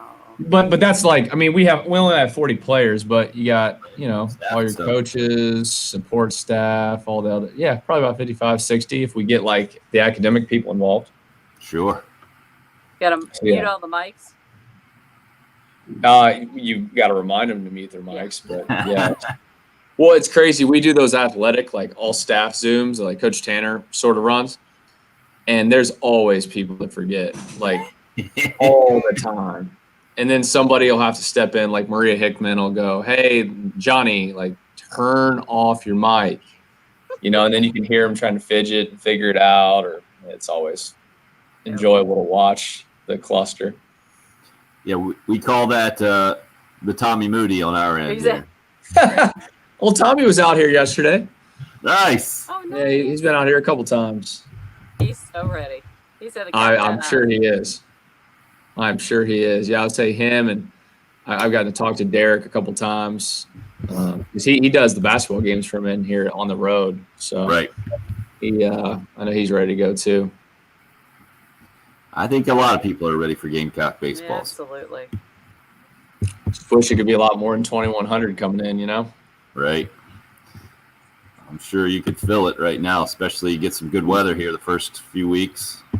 Well, hopefully when that Texas thing circles back a year from now, there's 9,000 in there, and we get the good end of that deal. Yeah. Any connection out there specifically? And that just Not really. They had the same thing kind of happen that we did. Somebody comes in and says, "Hey, we can't do this," or the classic line is, "My administration said I couldn't do something." So, what are you going to tell people? No, you still got to come. It's just not going to work. So, but Texas was open, Baylor, and then there was some smaller. Kent State was going to be an option, but we just were like, look, we have a good team, and maybe this ends up helping us win 2 or 3 more SEC games by going down there. So screw it. Let's just go see and do it. And then it was even more of a no-brainer when they would come back. Right. I mean, why would you not do that? That was just smart on both ends, I think. Smart, aggressive, maybe might be the best way to put it too. Yeah, I told this to Jamie. I was on Jamie Bradford the other day. He was like, "What was the thought process?" I was like, "Well, everyone said they think we have the toughest schedule, so we just went ahead and made sure it was 100% solidified the hardest schedule." That is a ridiculous stretch. Let's see if I can pull it up here. I'll mention it on the air. It's on the air. Well, hey, Dayton. Like people are gonna go, "Oh, Dayton's got preseason player of the year. They got best pitcher in the league returning." Like they got a lot of. They're picked 3rd in their league. We didn't do ourselves any favors, but I think you're better for it. Don't get me wrong, but right. Every game's going to be intense. All right, head back into the rejoins. Okay, you got Skylar on the horn. You got him on the phone. We're good. I do not yet. Can you call in to Jen there with the phone there, sir? 803-404-6100. Yep. Thank you. Should I put that on the earpiece or something? Is that better? Yeah, whatever you need, man. Whatever's good for you. Okay. I'm an old school, hold the phone up to the ear. I get out the rotary phone and dial the operator to connect me. All right. Tim still has that. All right, Tim, I'll pot you up and I'll let you know when I've got him on the phone. Roll along on a Wednesday morning. Hope your Wednesday's I will off put to a you good on start. hold and pot you right up. Tough Okay? night for Gamecock basketball last night. 81-78, the final score against SEC leading Alabama, falling 3 points short, down 3 in the final seconds there, less than 4 to go. And Alabama does the old umbrella defense, lines everybody up around the 3-point arc, and South Carolina ends up taking a bait, shooting a 2-pointer, making a quick 2, then fouling, and then by that time it's less than 2 seconds to go. Alabama makes 2 free throws, and that's the final 3-point margin. The Gamecocks don't get off a shot to tie. So that has a lot of Gamecock fans this morning in the mood. Chris saying it specifically. Let's talk about Gamecock baseball. Fortunately, right now we're making early game history on the live stream. Skylar Meade joining us both video-wise, and he's got the earpiece in on the Love Chevy phone lines as well. The Gamecock pitching coach joining us this morning. Skylar, thanks for hopping in, man. We appreciate it. Absolutely. Thank you guys for having me on. No doubt, talking a little bit off the air, and a lot has gone down since the last time. I think you're like, when are you guys going to be back in studio? You actually hopped in studio. I think this was the day after you guys had to shut it down. You told us a little bit how it went down, I believe, and how kind of jarring I think it was at that point, and how the players were handling it, and it was so new to all of us. And I think if you would have told us at that point, Skylar, that the COVID implications were going to continue on into the next season, and you're going to have to continue to deal with it all off season. I think we all would have been really surprised and not put our money in that way. How has it all gone for you this off season leading up to a week from Friday and opening day? Well, it's nice that there's elements of just normal when you're out there on the field and, you know, you're coaching, playing, whatever. I mean, obviously you're wearing, you know, a mask, and you try to there is like an understanding and awareness that, you know, separating from people a little bit, but at the same time, I mean, nothing is normal in the last 11 months. I think for anybody, I mean, you know, like I was saying to you off air, I mean, you're not in the studio, you know, we have our locker room separated. There's a zillion protocols in place, you know, whether they're in our dugouts and bullpen, like there's a lot of things. The nice thing is this, we're going to have a season. It's going to be a lot of fun. There will be some weirdness on the road. There'll be some weirdness in how you travel, but guess what? We're getting to play ball, and I think that's enough we could ask for. Although I to your sentiment about thinking it would be this way 11 months from when it started, I don't think anyone foresaw that. Where's the player's mindset in all of this? You mentioned just having a season, and I think all players everywhere have felt that threatened to some degree, various degrees, right? If you were in Big Ten football, you didn't just feel it threatened. It was taken away from you at one point and then fortunate to get it back. Baseball last season taken away from you guys as you're sitting 12-4 and getting ready for SEC play. And now you have it back. It's certainly different, but what's your sense of the players and their mindset as you sit here 9 days away? That's a good question. Now, I would say with our guys, just because we have a ton of players, I think, with quote unquote something to prove, a lot of them are just solely focused on the season. I mean, their excitement level is crazy. The energy has been great. So I think for a lot of them, they've been able to, they don't even think about some of the like COVID type distractions anymore. And they use what happened last year as just like what makes them itch more to get out there and actually play and compete. You know, I think more for like the coaches and of course like administrators and stuff like that, you're juggling some different things. You have some like worries, you know, that whether, I don't know if people say them out loud or not, you sit there and go, man, I hope we don't lose a guy to COVID, because you feel like it can be, you know, sort of out of your control. Whereas sometimes you just kind of know injuries happen. It's like COVID's this whole new element that we're all still trying to figure out and deal with. And so I do think that part's new, but the players, I mean, they're like the old saying is, I mean, they're kids. Like they wake up and they think about what they're going to do that day or what they're going to do at that practice. And they try to go about their business other than the restriction stuff and staying away from the places that they can probably go out there and get themselves in trouble. Yeah, tell us a little bit about the restrictions there, Skylar, for you as a pitching coach specifically, the daily routine. You know, in football, I feel like very few football players who are even on the field touch the football. So I feel like the game lends itself to being separate. Basketball is different. We've seen COVID certainly hit the Gamecock men's basketball program especially hard. What about in baseball? Obviously, the pitcher and catcher are going to be touching the ball. A lot of other guys are not. And how has practice changed for you guys, and what have you kind of added to the mix in these restricted times? The actual practice, there's no differences. Like if you watch a practice, a scrimmage, whatever it may be, it is not different. But where I think you see these small differences is like we have like little labels in the dugout where guys are supposed to stand on both sides so that they're socially distant, right? And that's hard for the guys to do because they already are sort of separated all the time anyways, because there's a little bit of, at least it's emphasized to be restricted. So when they get to the field, they want to interact with each other. So like you have to police that, number one. Obviously, wearing a mask does give you a heightened awareness of something going on. I'll give you an example for me, and I don't know if other people say this. What you do find yourself doing sometimes is like you want to get up and let's just say you're moving around a pitcher, like, hey, we're drifting forward, feel this, feel that. Like one, you like are very conscious, like, okay, I know I'm outside, and sometimes I'm away from 30 feet from people, so my mask may come down for a second, especially if I'm, communicating something. But as soon as you get like right close to people and you're, up on them, like you put your mask on, but then you're like sort of cognizant. You're in this weird like dynamic of, okay, I'm right on this person and I want to coach him, but should I be too close to him too long? Wait, did they already have corona? Should I worry about it? And then you're like, what am I? It's a whole weird jumble that goes on in your mind.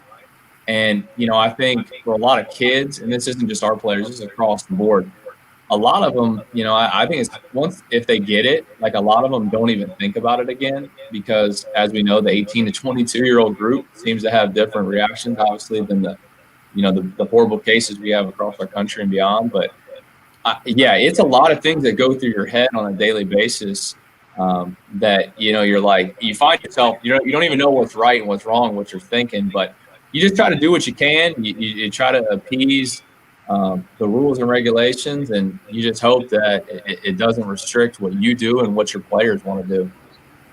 He's Gamecock pitching coach Skylar Meade joining us here, a master of covering his mouth with his hand when he's on the mound visiting his pitchers. Have you found yourself doing that over your mask, doing the double screening of the words at any point? And are you concerned about that in your first television appearance this season? I tell you what, that's the one nice part about the mask. Your words are covered, both good and bad, I guess, from time to time. So, it's that is one thing I won't have to worry about with that mask up. I think they let us out on the field. We just got some new restrictions the other day. Like there's things that are going on at home plate or where the coach can't cross, head coach, and I don't know how that applies to myself yet. We haven't even dove in there, but yeah, some of those restrictions are crazy. Heck, we had umpires for the first time at a scrimmage that we had yesterday. And, just even like interacting with different people who aren't in your little baseball bubble was like a new phenomenon, if you will. And I think it was good for the players to have umpires, most certainly. But it's funny, all the things that go into it. Any way you can promise me that if you guys are not allowed on the field, that's the only rationalization why baseball coaches dress up in the uniform that the players wear, when no other coaches do that ever. You got to put on like go Connie Mack style for us and wear like the 3-piece suit or something in the dugout. Can you and Stuart Lake and Coach Kingston, I'm guessing you guys could do that, right? I mean, I think we could look pretty slick in that dugout, most certainly.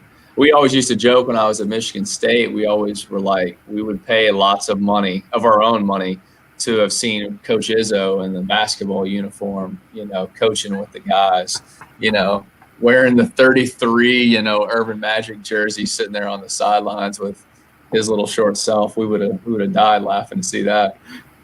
Would be difficult, I think, for players to accept some hard coaching from anybody if you're seeing the cut off arms there, the tank top. I can see that happening.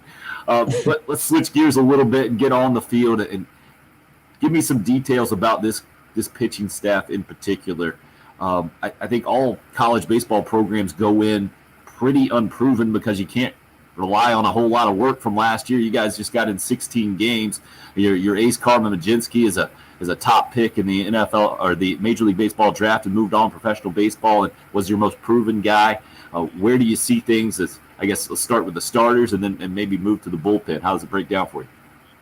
Yeah, and your point, Tim, like just in terms of people being unproven or not having SEC experience, I certainly don't think that's limited to South Carolina. I think that's something you hear a lot of times across this league, because one thing about the SEC that we know, it's not a senior-laden league, right? It's a lot of young, special talent people or high-end draft-eligible sophomores and juniors, and they move on to professional baseball like a Carmen Majinski, as you said.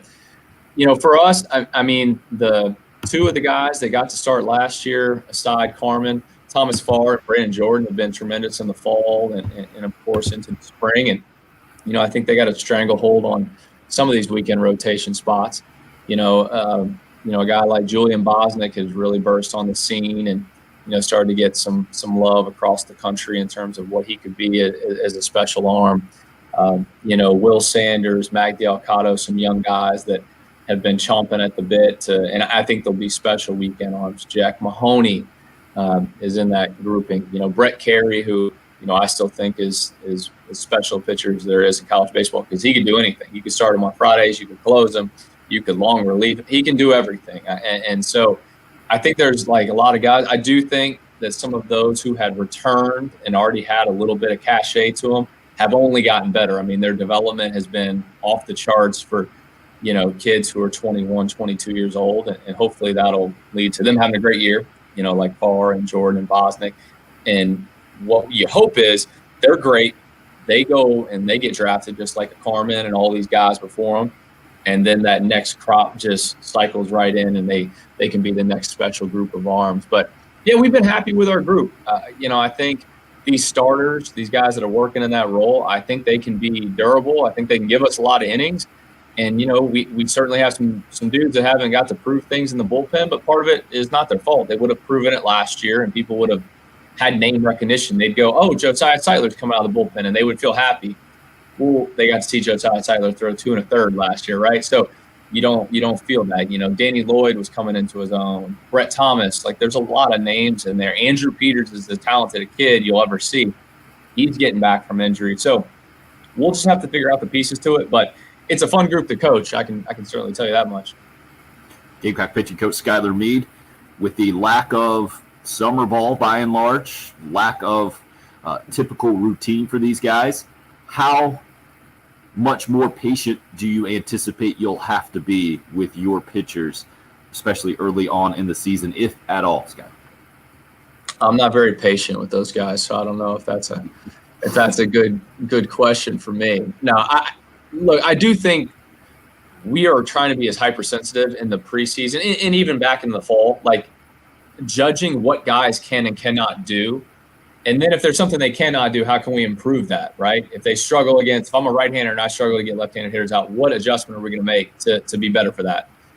And so I think we're starting to round into shape in terms of what our staff will look like. But the thing that you don't know and that you'll never know for the rest of eternity with baseball, basketball, football, to an extent, is who just looks different when the lights are on. There's some guys that they just turn it on. If I told our coaching staff in 2018 that Sawyer Bridges would be our most trusted late game reliever, the guy had a 30 ERA in the preseason. He was terrible. He was banged all over the yard. And then guess what? He's got as tough a mindset as any kid. People who hadn't seen him in his new arm slot, they couldn't hit him. But man, our hitters would they would smoke him. And so you would sit there and go, Sawyer Bridges closing game 3 2/3 at Arkansas in front of 14,000. Get out of here. So some of it we just don't know. We got to see who can really handle it when it's real, when we're facing somebody in a different uniform, and hopefully we can win a lot of games while still learning some of those answers. Yeah, we don't call it 107.5 the practice over here. It's called 107.5 the game for a reason. Gamecock pitching coach Skylar Meade. Appreciate all the information about your pitching staff and the baseball program, and I know the schedule is crazy, adding Texas to it, and you mentioned that you just want to go ahead and throw the best schedule out there, make it a little bit more difficult when you got Clemson, and I know you mentioned off the air here on the live stream that Dayton's a good program that you're starting with on a week from Friday. You got Mercer, I think, has won 35 games a bunch of years as well on that thing, as well as Clemson, and then the SEC schedule, what it always is, especially with Vandy and Florida being at the top of the country. So wanted to shift away from baseball, ask you one more thing, just more of a staff question. I know you mentioned you've been doing kind of athletic department Zoom calls, and that's all part of the off season for you. With the transition at football staffs, have you gotten any carry over to that, or has that affected you guys at all with Shane Beamer and company coming in and infusing a different type of vibe as part of the athletics department? I will tell you, myself and Coach Couch and Coach Kingston, we had a meeting with Coach Beamer and his staff a couple weeks ago. There's a lot of really talented, two-sport players in this region, and we want to be a program that is very inviting to those type of kids. We want to be a home for the next Frank Thomases, the next, Golden Tates, whoever those next two-sport kids are. And so we had a great meeting with those guys, and I don't know if you've gotten to speak to him or his staff very much. I will tell you this: they're very real guys. They're very normal. You can joke around with them, converse with them. I had great interactions with Marcus Satterfield, Eric Kimry. Connor Shaw was there. We got to meet all of his staff. White new defensive coordinator coming in from Western Kentucky has been very impressive. We've been out there trying to communicate, both of us, with a lot of dynamic athletes here in the Southeast, and hopefully we can land some of these guys, because I think they would make us excited on the baseball side, and they would make people on the football side very excited too. But yeah, it's exciting to see what they got going. I'm sure for them, they're getting to a point where they're tired of the mundane, Zoom calls, administrative stuff. I'm sure they just want to get down there and coach some ball too. But I think they're going to do a really good job of it, and I think the product will be fun to see next year and down the road for them. They got about 6 weeks until they start spring ball. You've got 9 days till game number 1. What happens in the next 9 days for you now? So the next 9 days, we will do a regular practice today, a lot of skill work, a very kind of heady practice where we cover a lot of small things. I think the weather will be all right today, and then we're going to try to find a way to scrimmage Thursday, Friday, Saturday. If one of those days gets rained out, we'll then push to Sunday. We basically need to get 3 more scrimmages in, and they'll be longer scrimmages, probably a 7, 9, and 9. So we should get about 25 innings of baseball. We need to extend a couple starters. We need to get some relievers back out there on the mound. A couple guys who have been out for a couple guys had some sore knee, hamstring, back. Just get them back in there. Get them on the horse. Get their arms ready to rock and roll for the season. And then next week you deload a little bit in the weight room with Coach Anderson, and it's a lot of mental work and small skill work. And then once the season gets here, it's basically rinse and repeat every day. You got a ball game, you got to make adjustments, and you come back out the next day and do it. But we'll definitely take advantage of these practices over the last 9 days. And I think we've had a really good last week of practice. We've done some different things in our scrimmages that maybe we hadn't before, and covered some new things in practice, and our players have handled it very well. You have handled this morning well. You're the first one here on the early game to join us on the live video stream as well. Technologically savvy. Oh, and we even got the sound effects in the process. Who's the worst on the coaching staff at this technology stuff? I would guess Stuart Lake's got to be the worst, the hitting coach there, doesn't he? No way. He's not an elite technical support guy. Now, I will tell you, Coach Curran on our staff is a whiz with technology. So, whenever Coach Couch and King and Coach Lake, and I would be in the middle ground. I'm okay. I'm not elite, but I got some things I can figure out pretty well. But Coach Curran, he can handle that ship for a lot of people with his ability to figure stuff out, technology. Heck, he fixed something for me yesterday that I was trying to watch. So I am not the worst, but I won't give anyone the crown of the absolute worst on our staff. But I guess if you forced me to, I would certainly lean towards Coach Lake. I mean, he's old school. And I appreciate that as a radio guy sitting here with my headphones on as I look at your wireless earbuds. I'm very impressed. Gamecock pitching coach Skylar Meade, Skylar T. Meade on Twitter, where you can follow him there. Good luck to you as you get the season going 1 week from Friday. Dayton over at Founders Park in for a 3-game series. Thanks, man. Hey, thanks for having me on. Hopefully next time we do this, we're actually in the studio. Amen to that.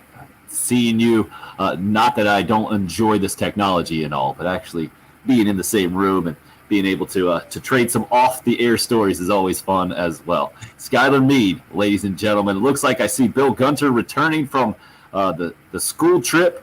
We'll get it going back into the basketball direction when we come back with that tough 3-point loss for the Gamecocks to Alabama last night. You're listening to the early game here on 107.5.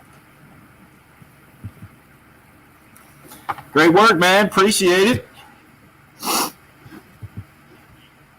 Everything go good on your end there, Skylar? Oh, he's got me muted. Nice. Oh, he's smart. Skylar, thanks, man. Appreciate it. Thank you guys for having me on. Always fun. That was awesome. Feel free to just hit us up whenever you want to hop in there, give a gas baggy hot take. Love to have you.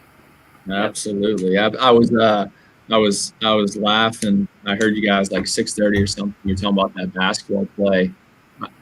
I think that was a savvy call by Oates on that defense. I think it jacked everybody up. For sure. And that's the hard part. Right, you could see right when Mania broke in there, it was like that hesitation. Am I going to throw him the ball? Right. And then when he did, you're like, oh no. that's a bad feeling as a coach right there. I was like, and I knew Frank probably wasn't going to be too happy there. Yeah, especially in basketball, nowhere to hide. Everybody saw it. Coaches right there on the sideline, brutal. No, that was a good game, but there's no good games when you lose, I guess. No doubt, man. All right, we'll catch up with you soon, sir. Absolutely. See you guys. See you, man.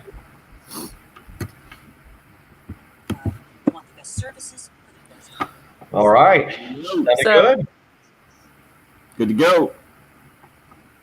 So the dinging on the computer, that was actually, I guess, me. I had the Vox Pro potted up, and Ed worked on something with that. So. Okay. Were you able to record it all? I'm gonna just pull it off the skimmer. I'll at least be able to do that. Gotcha. And not able to combine breaks here, are you? It's quite a bit. Okay, no problem. We'll go relatively quickly here. Bill is known for his brevity. Yeah, okay. That is what I'm. What do I do? I need to have a do. Who was it? Love Chevy or? So now you got another sleep number. All right, you want me to do that right now?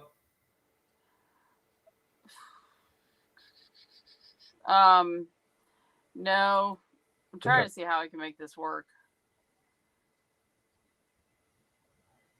Please make the next one shorter.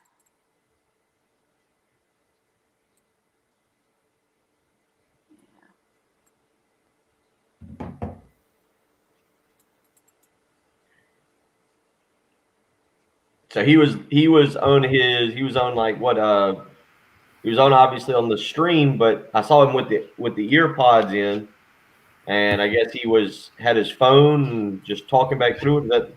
Yep. Looked pretty good. Sounded great on the radio. Technology, huh? How about that? It's crazy what you can do, huh?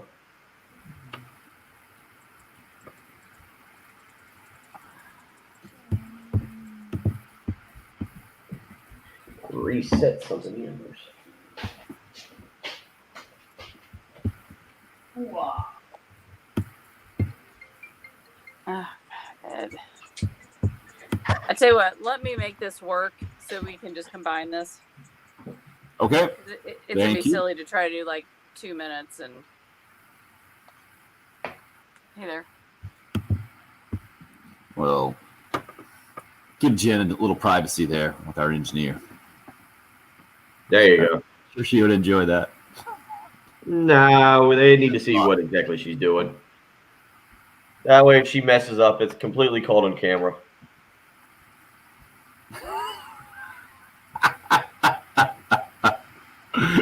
You just gave you a off the air, your number one salute. That doesn't seem nice.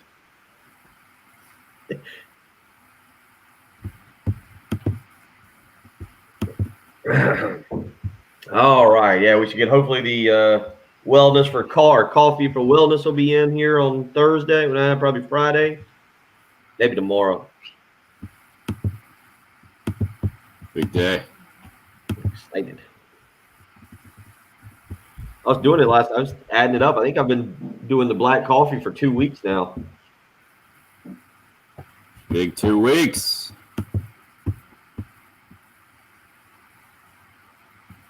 I really can tell. I was talking to somebody last night about some of the minor differences. It's been almost a month and a half since I've drank a soda. Of course, I don't drink soda unless I'm putting it in bourbon, and that's just Sprite with like vanilla beam or something. Sweet. You can have about 2 of those. You can go for about 2 of those, and then that gets a little bit too sweet. It's kind of like it's a good little drink, good little early drink. Craig, I see stuff like that, but what's 30 to 35 cups of water? Like, is that a little like styrofoam? Is it like a big Yeti thimble? Yeah. Give me fluid ounces. I want to know how many fluid ounces. I agree, Yeah, Steven. I have not tried the peanut butter. I know our guy John Frew is pushing. I think he owns peanut butter whiskey, just all of them. Oh, I didn't know there was peanut butter bourbon. I'm sure it's kind of the same. I know. Wow. Yeah, good call.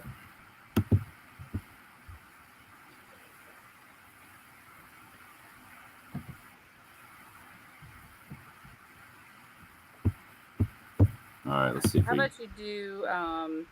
Okay, get me back. Yeah. How about you do Yeah. Crowder in this break? Wait, where are you at now? 'Cause Crowder? we're not- Where are you talking to me at? yeah, Right sorry. here on the screen.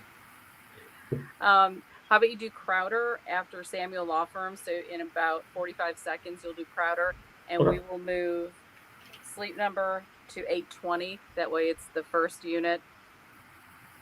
We don't have any issues. Sounds like a plan. Crowder.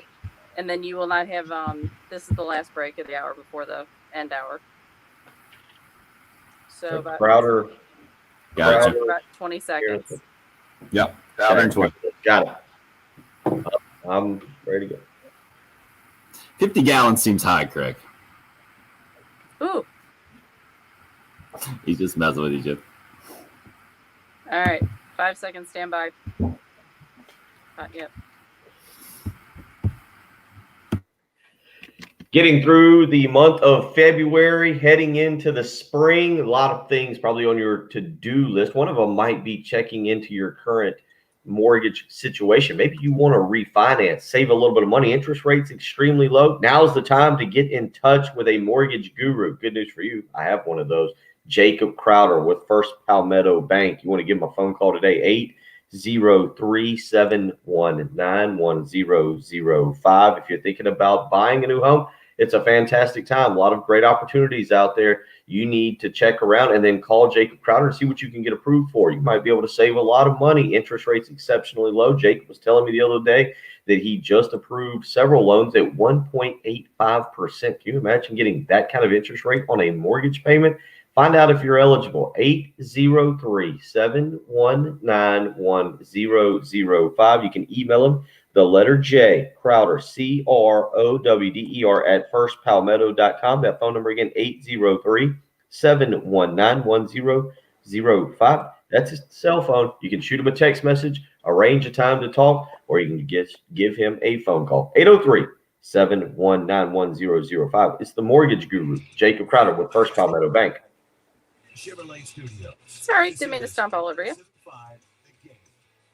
by or shop online today and see why You were done. You just didn't know it.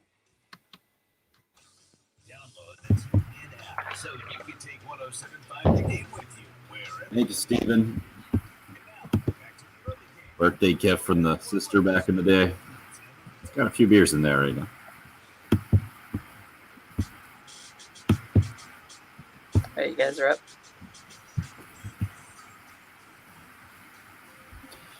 Oh, Bill Gunter back with us here, 803-404-6100 if you want to join.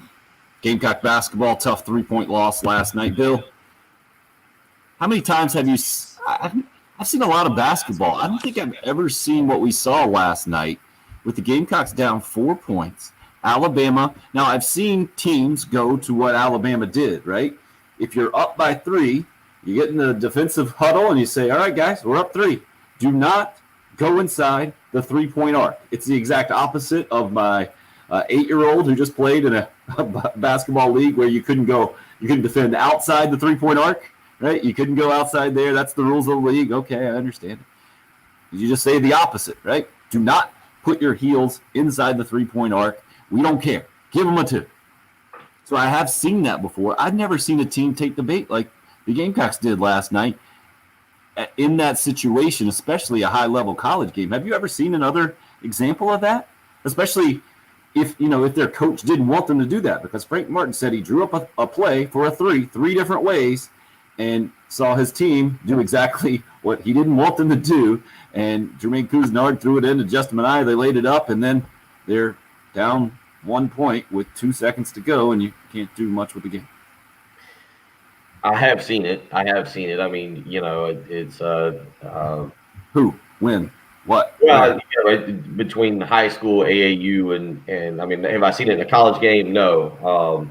But in a lot of the games going back over the last 38 over the last 17 years that I've coached, I remember not us throwing the ball in for a layup, but I remember an AAU game, and I was coaching against Brett Jones, who was my JV coach and who I always probably thought too highly of, but he pulled that stunt on me.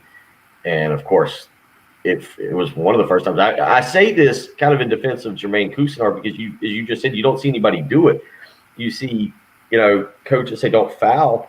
And I remember when Coach Jones did it I was coaching. I think it was I was varsity. I was coaching like Bailey Harris was letting me coach the varsity in a summer game or something. And I just say that because it's kind of jarring when you see it. And I think that's exactly what Jermaine Cousineau and Justin Minaya kind of did last night. Frank Martin probably draws at the play. I go back and look, and he looks and probably says something to Chuck Martin or Bruce Shingler, and you turn around, and by the time you turn around, Cousineau's already thrown it into Minaya, and you're going, wait, what are you doing? I have a play, and that's exactly what they want you to do, and it felt like that's what Martin was doing last night. And so with all that being said, I can see where it's jarring for the player and your natural instinct that you're basically taught for 39 minutes and 56 seconds is, easy basket. We got to take that one.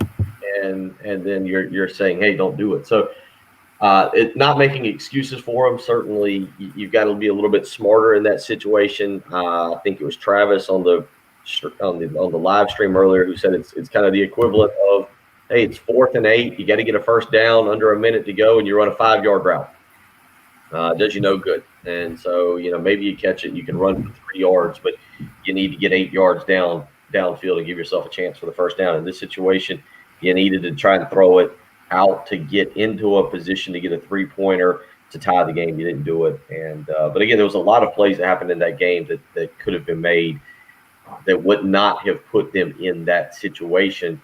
But certainly that one, I think, kind of defines, as Frank Martin has said, how, or he really narrowed it down to the last 5 plays of the game, how this season has gone for South Carolina.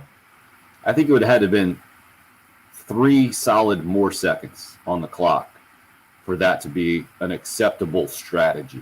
Would you agree? Or a solid basketball play with no timeouts, down 3, you feel like it's going to take probably 2 seconds to make a foul, or at least a second, right? I think you could accept it as a fan if there's 3 more seconds. As it happened in real time, because I'm watching it, and the first thing that I got upset about was not that they actually did it. It was that he threw it to Minaya, who was still, about 6 feet away from the goal. Like, I thought you could have actually let Minaya run there where he catches and puts it up a little bit quicker, and maybe you still have 3 seconds, if that makes sense. Like, it was you still had Minaya kind of had to get it and lunge to the goal to get it in, whereas that was my first thought. Then I was like, well, wait a minute, you're down 3. All right, as I started to pray, the ball gets and they foul. Because remember, I think Tim he made the shot with 3 seconds to go, I believe. Right. They get it in quickly. Alabama does smartly. They get it in real quickly, and there's a quick foul. They end up with 2 seconds on the clock. It could have backfired because the guy they threw it to, he made both free throws, but the guy they threw it to was a 57% foul shooter. Yeah, but who cares? Their best guy. But with 2 seconds to go, you're 94 feet away. Hey, miss Well, it. no, my point is there was again. I'm not trying to defend it. We're just walking back through. Please don't misunderstand that I'm trying to say, oh no. All I'm saying is, if Minaya is right by the goal, lays it up, you might have closer to 4 seconds, 3.5 seconds, and then 30. As he's laying it up, you foul the guy. Maybe you're a little over 2 seconds. In Alabama, I'm with you. That was a wild sequence of events. One that clearly the percentages of winning the game dropped significantly. 15. Dropped significantly when you took that route. So what's the number, Bill? of seconds that needed to be added to the clock where that's an acceptable play. I say 3. I'd have said 4 going the other way. Hour 3 coming up. This is Todd.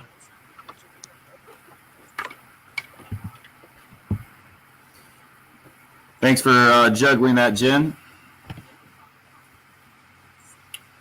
Would like to combine them in the 8 o'clock hour if we can. But your call there. You don't think it's Let me see what I wise? can do.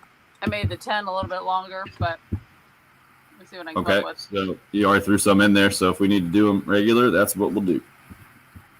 I kind of got you say number of seconds. So you're I was thinking how many seconds needed to be on the clock as the guy shooting the free throw for you to go the length of the court. Right, need about 5, I think. I was going to say 4 is what my answer was. 4. You could have gotten it. You could have made a pass to about a quarter. You could have made it a quarter court down. That would have given you a couple dribbles. I wonder how many. We'd have to go back and look how many seconds Cousinard had last year on that 3-pointer against Kentucky. Right. What is it? Tyus Edney back in the day. I think it was right at 4 seconds to go end to end. Right. Well, and you weren't having to go end to end in this scenario. You're just having to get to a reasonable shot. Right. Let's see here. Doug, I hear what you're saying, but I'm telling you what, I will say this. If South Carolina, who's got an awful basketball history, if they – and I'm not saying that you can't discuss making a change, but if they make a change, it's going to be blowing up the program and starting all over, which – I don't know if that's a good idea. I don't He know. put out a stat last night in his media deal. Last 5 years, 3rd most SEC wins. Yeah, the wins are there. I don't think people realize that. It's the not making the postseason that is annoying people, and that's both in. I think if there was another NIT up here, if they go to the NIT last year. Let's see. Maybe people are a little bit more patient. If you just had another NIT appearance in there, because the part of it is you only got 2 postseason appearances in 7 years. I'm sorry, 9 years. Well, 8 years. This is year 9. Right. You know, I don't think anybody gives anything for an NIT berth these days. well, just a postseason appearance. I mean, you got that's part of it is just another postseason appearance. But I mean, I don't know. I don't really.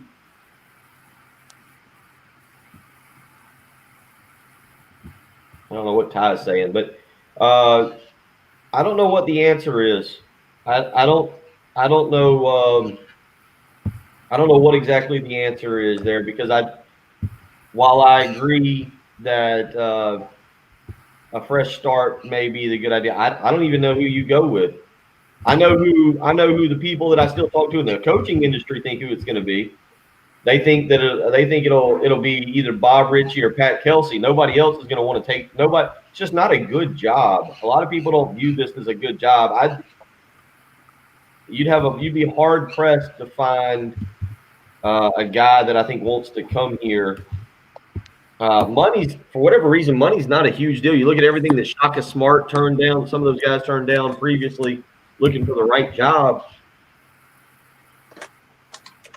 Is that about the game? What's your name? Oh, is that Gamecock Larry? I'm guessing. It is not. Who you got? That's a good question. They hung up. Didn't want to talk to you at all. Apparently, I'm just not nice. Or I didn't get to the phone fast enough. You know, Waddy, I think that's the other, I don't want to say the other problem.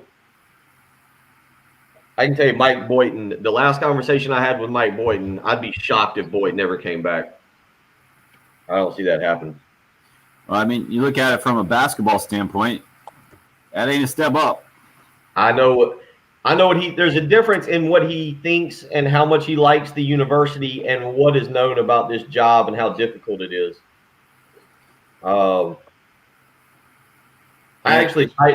I typed out 2 or 3 tweets last night about the Seventh Woods situation, about AAU coaches pushing kids out of state that they've always done. Like people that think Frank Martin can't recruit in state either have never paid attention. Like landing one BJ Mackey and one Rolando Howe Hey, Melvin. doesn't mean that other coaches have been able to recruit this state. Other head coaches have been able to recruit this state. There's been small things here and there. Bud Johnson, Tony Kitchings, landing a Carlos Howell. Thank you. Kids leaving this state is a 30-year problem. Honestly, the two best coaches to recruit this state are George Felton, who did an incredible job, and Darren Horn. Well, I think we mentioned that on the air the other day with Eric Smith, Damian Lillard, Bruce Ellington, R.J. Slauson. You have to go Leonard instead of the Lillard. That Damian Leonard is definitely is who he landed, not Lillard. Damian Lillard could have changed the course of the program, but it's a tough job, man. And the AAU coaches in this state are just – I mean, the kids don't go to Clemson either.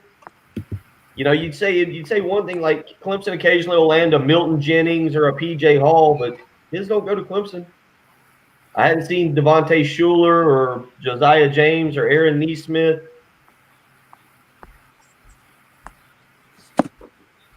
I see Kelvin on the line. Oh, lining up for Jen. Really getting her going. No worries. Okay, I'm glad you called back. Thanks. Hold on.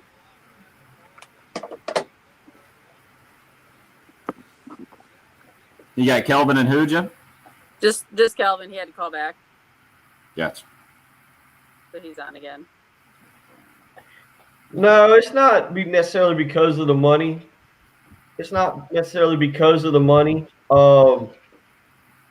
Coaches in this AAU coaches just in this state don't have a high perception of South Carolina or Clemson basketball. They don't have. There's not a good perception.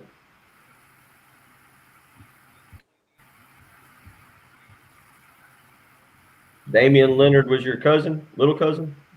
Man, he was big time recruit. Okay.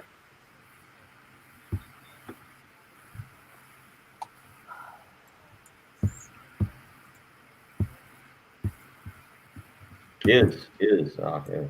But no, it's a tough job, man. I don't.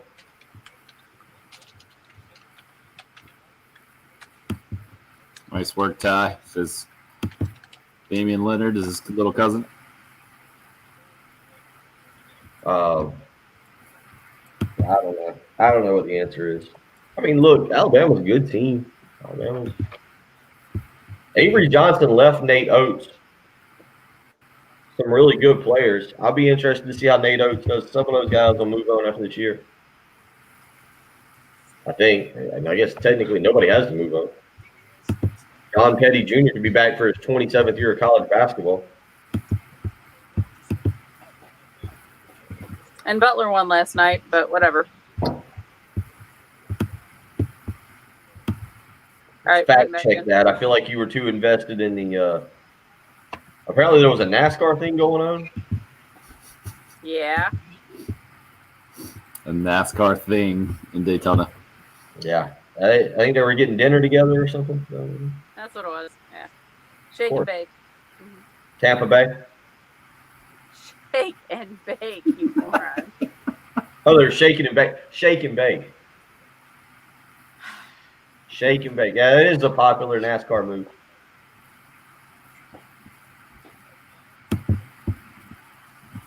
It's a wonder I don't drink between 6 and 9. And it would make the show more fun. So what you're telling me is you. All right, be quiet. All right, you guys are up. I interrupt this live video stream exchange between Jen and Bill. The virtual hair pulling going on between these two on the playground. Well, no, we were having a great NASCAR discussion. They were doing a shake and bake last night down at Daytona. Is that what you were telling me, Jen? Yeah, something like that. Mm-hmm. You said something about dinner or that they were having dinner. I was like, yeah, that's what it was. It was shake and bake. Mm-hmm. Yeah. It was the Clash. You did not see any of it. No, really? First time they made it a road course. Is that it was like a WWE event? The Clash? Like Bash at the Beach or Yeah, that's it. Spring Slam? I don't know. Is that what it was last No, night? that's No, I our didn't. post. That's hour 4 for us. Where we'll only play music by the Clash as their bumps and get everybody depressed. Hope starts us off here in hour number 3, gets us back on track. Thank you, Hope, on the live stream. She's joining us on YouTube this morning. We're up on Facebook, the Twitter, the whole thing. Good morning, everyone, Hope says. Glad to see the basketball team play Alabama close, but, in all caps, not making free throws, silly shots, and turnovers killed any win. Okay, I understand what you're saying. Let's break down the numbers there. Not making free throws, where there weren't a lot of free throws shot by the Gamecocks last night. 8 out of 14. Not good, but certainly we've seen them miss a lot more than that before. Turnovers, actually the Gamecocks were +3 in the turnover category. They did turn it over 19 times, but they forced 22 from a good Alabama team. Or I shouldn't say they forced 22. They forced a lot of those 22, but there were some unforced turnovers from Alabama that didn't necessarily play particularly crisp last night. Silly shots on both sides. We saw a stretch. Bill, we talked about it already this morning. Poor John Sunvold was doing the game on the SEC Network broadcast. Great shooter back in his day. I think it was last year, maybe the year before. He was at a game and he was bored before in the arena, so he just started shooting free throws and made like 100 in a row. Just nothing to it. For a guy that can do that, you can just hear his disdain for a stretch there with about 5 minutes to go, where A.J. Lawson throws up a 3 from a corner that somehow hits the backboard. John Petty put up a couple of air balls in a row, and he's just like, something like basketball. I don't know what's going on exactly. But all that being said, it was classic Gamecock basketball last night in so many ways. I told you, Bill, as we were going off air yesterday, on paper, it made no sense for the Gamecocks to take the SEC leaders to task and make it a good game coming off a pretty uncompetitive game against right there in the middle of the SEC pack and totally average this year Mississippi State. And that's exactly what they did. They came out 15-4. Wilton's Levesque's playing like Chris Silva out there. And Carolina clearly came to play, and their defensive effort was what you have to have, and what I will forever be confused about why we don't get consistently that defensive effort from Frank Martin teams here in the last several years. That's where it's been wildly uneven for me, and I know he said it multiple times how offense has affected them on defense, and it's just hard for me to explain or to understand that. But I'm trying to accept it and move on, just trying to explain it here this morning. But then it comes down to you're down 3 points with 3.9 seconds to go, your ball under your own basket. Alabama says, hey, we're not even going to step inside the three-point arc. And Frank Martin draws up a play for a three different ways, and Jermaine Couisnard inbounds it right to Justin Minaya under the goal. They put the 2 in. So they're down 1 now, and they foul quickly, and the game's at 2 seconds to go, and you don't even get a chance to tie. Alabama makes those 2 free throws, and the Gamecocks throw it up the half court. A.J. Lawson can't pick it up, and they don't get a shot off the tie. It just a lack of execution, and Frank went on to say that it was 5 straight possessions where he drew something up, and his team wasn't able to do it. I guess you got to give Alabama some credit for that on the defensive end, but the frustration from Frank Martin with his experienced team not being able to execute what he asks and draws up, I think to me is the massive takeaway from the 2021 season. It is, yeah. I mean, look, last night they didn't. I don't know. This is a weird scenario because as we've talked about, I get that it's been a strange season with COVID issues. You've got to take that into account. What I have a hard time balancing is, like, if I'm looking at Kentucky, who's 5-13, and has a bunch of first-year players, as they always do, I look at them and I kind of giggle because it's Kentucky and they're 5-13, and last night they lose to Arkansas. They had a turnover very late. They lost by, I think 2 or 1 or 2. But I look at Kentucky and I'm like, okay, COVID issues. You had games paused. First-year player trying to learn John Calipari's system. I get it. I completely get that one. then I look at South Carolina and I go, okay, I get it. You've got the COVID issues. You had a lot of game stuff, but it is an experienced team that's been around Frank Martin for 3 years. Again, Lawson's a junior. Mania is, I think, a fourth-year player. Cousinard's been in the program for 3 years. Seventh Woods has been here for 2 years. I know he's gone through. I know these guys have gone through stuff. I don't want to minimize what they've gone through, but I also want to be like, it's not like it's a brand new year. Some of the issues, I feel like rightfully so, some of the times we've defended Frank because we've said, hey, a lot of roster turnover in the offseason, new guys having to learn his system. He's having to get to know them. Okay, yeah, that's why they start to play better in January and they make a run and typically put themselves at least right on the cusp of the NCAA is because they figure each other out and the players figure out what Frank wants and Frank figures out the players. Well, they've been around each other for 3 years. And I understand there's a level of practice that you got to have and you got to get out there. And I also feel like, some of the things I'm seeing right now is just a team that, for whatever reason, has not gelled. I look at the play. Let's see if I can go back and find it very quickly here. Obviously, the play at the very end of the game is the one that we'll talk about.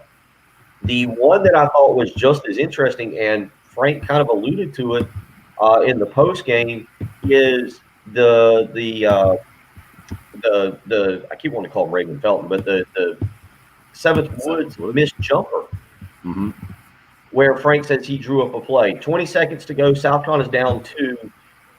They had just gotten a stop, and Seventh Woods comes down. And Frank talked about it. Said there was a timeout in Alabama. They continued to play.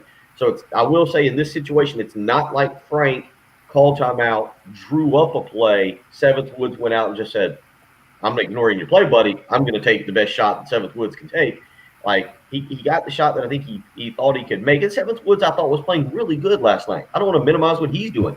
I think Seventh Woods has started to play a lot better, and there is a reason for that. And I think it's because he's been able to get into rhythm. But that's one where Frank talks about, and it looks like you had A.J. Lawson coming off of a screen or off of a cut on the baseline and wrapping around Seventh Woods. And it, to me, again, looked open. Probably would have, in a perfect world, probably would have said, hey, that's where the ball needs to go. Seventh Woods takes a very contested shot. Doesn't go in. South Carolina misses a great opportunity right there. 20 seconds to go in a situation where I think the shot clock was down under 10 at that moment. But, you've got that. Justin Mania fouls. You get a huge break. There. Keon Ellis misses the first free throw, makes the second one. And then A.J. Lawson misses a three-pointer that would have tied it. And you do get a jump ball with 4 seconds to go. I mean, there were think about that. South Carolina had 2 shots in the final 20 seconds, Seventh Woods, A.J. Lawson, to tie or take the lead, and conceivably should have had a third. And you can make the argument could have thrown up a fourth if it had not been stolen on the very last inbounds play. They had opportunities in the last 20 seconds, and just for whatever reason, just bad decisions, lack of execution. Alabama didn't go and win that game. South Carolina kind of handed it to them. Win sprints and puke will make those 5 plays that Carolina didn't execute at the end of the game get right. That's Joey Lawson? Is that my former 9th grade coach that just tweeted in? Yeah, identified himself as Chris on the Cool Care Heating and Air text line. It's 803-404-6100. If you have any solid sound advice that you would like to pass along to the Gamecock basketball program or other comments, love to hear from you. You can also call that same number, get on the Love Chevy phone lines. We'll do that when we come back. Need to take a quick break here as we get hour number 3 underway. It's the early game. It's 107.5 again.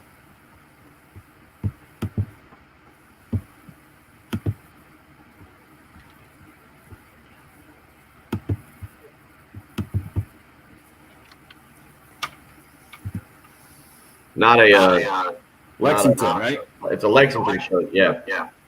Same first letter. Easy to get that confused there, Ty.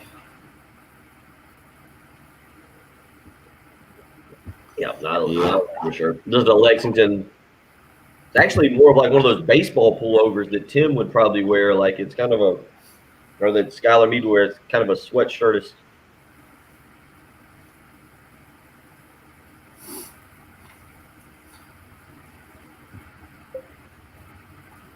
Man, Alan, we have heard that from multiple people, I think. Quite the environment setting up for Mark Kingston and company.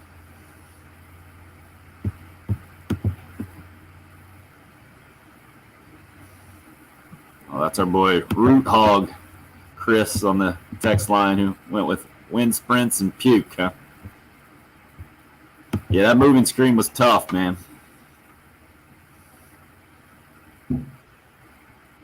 See what games are on tonight. Yep, TV Teddy. I hear you, Waddy. I love how Teddy Valentine's wearing the wristband now. It's the old school wristband right on the wrist. Hey, Tim, I just put. Sorry. What you got, Jen? I just put the Skylar Meade link in your Twitter inbox. It's on the podcast page. Thank you. It's on already. Sweet. It is. Let's see what we got tonight. I got soccer. What do I get to come home and watch? What's on a Wednesday night? Oh, Chicago Med, Chicago Fire. No. Just gonna ignore that. What? UConn at Providence at 4:00 today. How about that? You can watch that and still watch Chicago Med. Ooh, Bob Ritchie versus. Now this is if you kind of want to peek. Bob Ritchie and Furman is at UNC Greensboro, South Carolina. Wes Miller is the coach there. They're not gonna. Wes Miller would never come to South Carolina, but Furman at UNC Greensboro, 5:00 on ESPNU.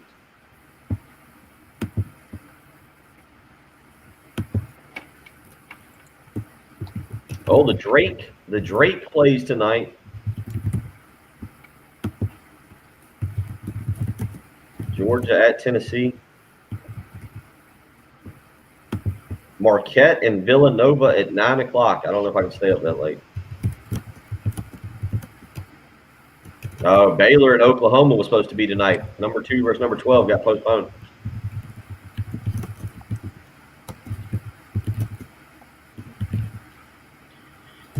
Drake from State Farm, the stand-in, Gamecock volleyball on SEC Network at 7. Yeah.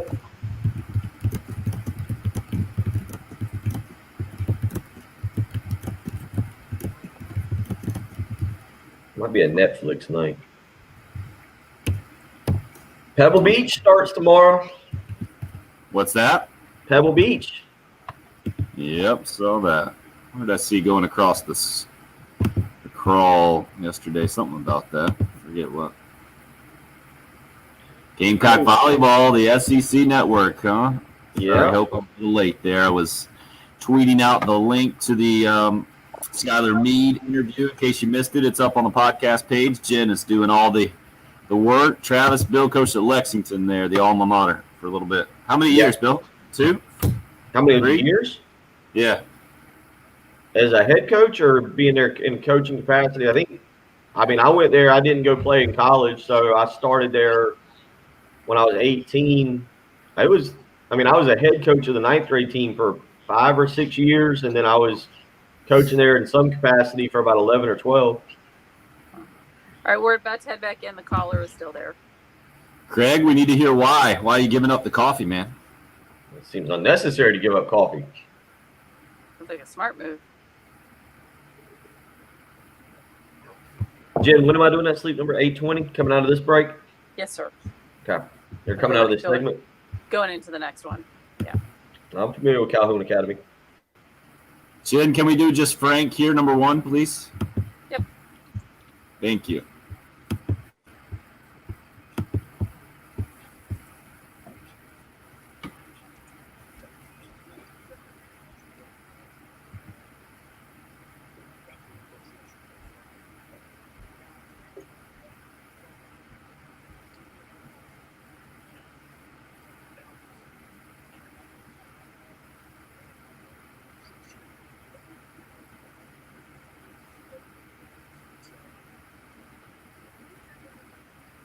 Five up.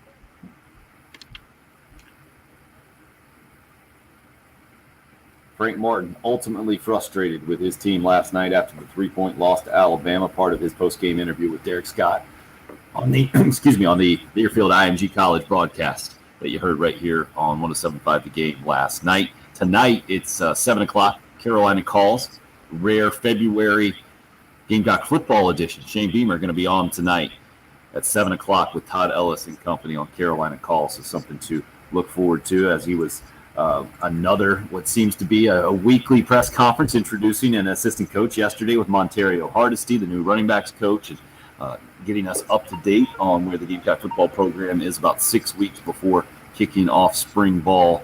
It was interesting to hear Gamecock pitching coach Skylar Meade talk about the baseball staff had a meeting with football staff recently, so they can all be on the same page moving forward and do introductions, I guess, first of all. But as far as it pertains to recruiting guys who are interested in playing both baseball and football, they'll always feel like that is encouraged outwardly by nearly every program. It's the devil's in the details there, and trying to work that particular situation about spending time between two programs. I guess Brandon McElwain, really the last guy that Carolina had doing both, certainly at a high profile, trying to play quarterback in baseball.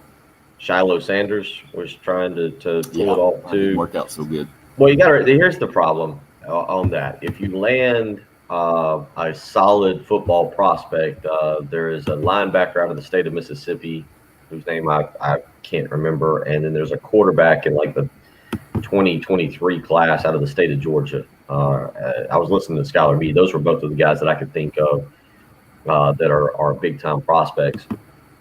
But if you land one of those guys, they go on football scholarship.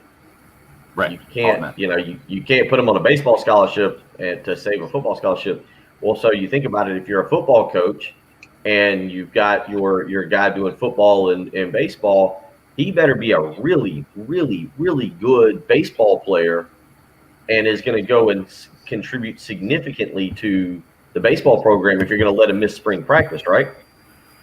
Like that's what makes it difficult. Yeah, it's easy to do the recruiting thing. Oh, we'll let you do both. But the football coach, if it's your quarterback, in Brandon McElwain's case, if it's your quarterback, I mean, you're basically saying, look, you better be like all SEC to go over there and help them because we need you on the practice field during the spring working to get better and not splitting your time. And then if you're a baseball coach, you're not getting the most out of the guy that you help recruit or whatever. So we'll see. I think it's extremely difficult. It makes – look, say what you want about it. It makes a guy like Kyle Parker that much more impressive because you've got to be able to handle both sports. There have been guys. Let's not pretend like it's an impossible thing. Craig hit this up on the live stream. I can't think if Jerome Ely, the running back of Mississippi State, Mississippi is playing baseball because I don't follow Mississippi baseball, but he was a two-sport star. You're right. Brandon Fields is a guy who's trying to compete there in the outfield at South Carolina. Was a two-sport star. Was about a three-star football recruit. But was a big-time baseball prospect. He's going to move on and try his hand at baseball. Is what it looks like. So it's not impossible. Let's not make it sound impossible. But I think for coaches, that's pretty difficult, right? Like, if I'm a football coach and you're using one of my scholarships, I want you to be 75% devoted to my program. So we'll see how it works. That's the tough part for those guys. Easy to recruit them. When they get on campus, though, it gets a little bit more difficult. No doubt about it. Devil's in the details when it comes to that. Interested hearing Skylar Meade's thoughts just about the transition there, the first impressions of the Gamecock football coaching staff. I think it's probably very similar to the rest of us who hear these introductory press conferences.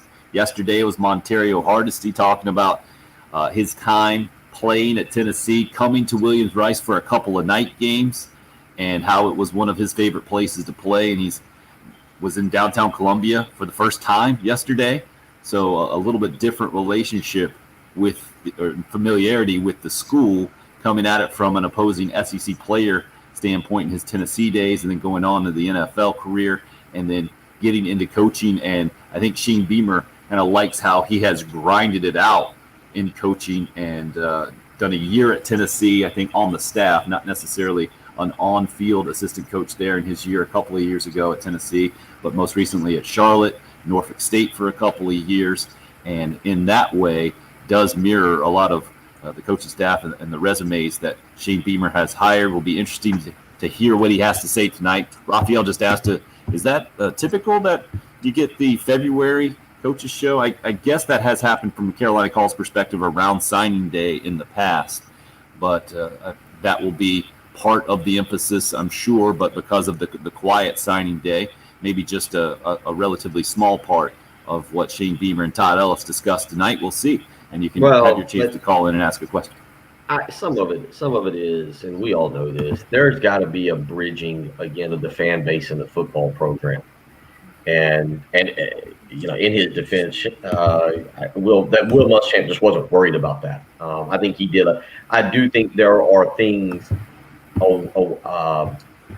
outside of coaching on Saturdays in terms of, look, if Shane Beamer goes on to recruit really well and kids use the ops building as a reason for that, saying, man, look at the facilities, Will Muschamp deserves credit for that. Like, that was his vision. That was areas he was really good. But not allowing some people to talk, kind of the way he did, you know, the way he did kind of handle media obligations, it divided, separated, I don't know, whatever you want to use the fan base from the football program. And that's okay if you're winning. When you're 9-4 and you beat Michigan in the Outback Bowl, fans will latch on to all gas, no break, and, you know, they'll latch on to you being that way. When you're 4-8 and then 2-8, nobody really, you're going to need to explain yourself. And right now, you're having to get the fan base re-energized about football. Shane Beamer's really good at that. There's an enthusiasm, a passion, a charisma about him that you kind of want to get out there as much as possible. Look, it's a business, right? At the end of the day, it's a business. One of the business things I'm assuming that Ray Tanner told Shane Beamer, like, hey, man, you're going to sell some football tickets here. Like, going to kind of need you to, like, really promote this program. And you don't have to lie, but get people re-energized. So putting Shane Beamer out there in front of a camera or letting him speak to people as often as possible, probably a good idea. Well, also, that's who he is. That's part of the MO. That's how you stay on an SEC coaching staff, Power 5 coaching staff for 21 years, like he's been. The recruiting is part of who Shane Beamer is and why he got the job. And I don't think it's a tough ask for him at all. That's who he is. Just like I don't think that was who Will Muschamp was from a coach relating to fans standpoint. And we'll see how it continues to evolve for Beamer here 6 weeks out from spring ball. And if he has anything new to tell us tonight that he hasn't told us already in a lot of the media meetings. Again, we got another one yesterday, and Waddy hits us up on the live stream saying Hardesty doing the rooster crow at his introductory press conference was awesomely hilarious yesterday. I think that was the one he was talking about that goes at Williams-Brice Stadium on some big plays, but I'm a little confused because they had a live rooster. The live Sir Big Spur was in the football offices yesterday making an appearance, and a couple of coaches that I saw were making note of that on social media yesterday. Clayton White said he thought he was going crazy, and then there was the actual live Gamecock hanging out in the football offices. Need to take a quick break here. I'm trying to say 803-404-6100 if you would like to join. You're listening to the early game. It's 107.5 The Game.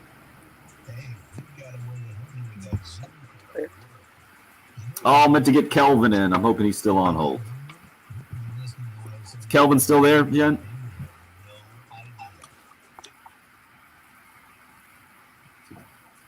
Needed a great night of sleep after a tough basketball game, but you know what? Sleep number bed. You're going to get a great night of sleep each and every night. You can set the firmness. You can adjust it to be softer. You can adjust it to be firmer. However you like to sleep. With a sleep number bed, you can adjust the angle. I do that constantly. Sleep a little bit more upright. That'll stop the snoring that occasionally happens. Maybe for your significant other, you want to stop their snoring, you can adjust it. That's the great thing about a sleep number bed. It's a million different beds all in one. You can find the firmness of the mattress, the softness of the mattress that fits what you like each and every night. You can adjust the angle. It's a perfect piece of equipment to enhance your life, because sleep is so vital to what we do each and every day. And right now, you can get proven quality sleep. It's called life-changing sleep. You can do it saving 50% on the Sleep Number 360 limited edition smart bed, plus special financing on all smart beds, subject to credit approval. Minimum monthly payments required. See sleepnumber.com for details. But it's only for a limited time at a Sleep Number store or on the web. You can visit the web, sleepnumber.com. You can visit the store, 2 to choose from. One in Irma, Harbison Boulevard, across from Buffalo Wild Wings. The other in Columbia, 2 Notch Road, across from Sand Hills Mall. You need to go check out what's going on. Sleep is exceptionally important in your life. Each and every day, you need to be rested, refreshed, ready to attack the day. And if you don't get a great night of sleep, you're going to be groggy. You're going to be mean. You're not going to be in a very good mood. Quite frankly, your coworkers and your family are not going to deal with you or want to deal with you. Make the switch to Sleep Number today and find out what a great night of sleep is truly like.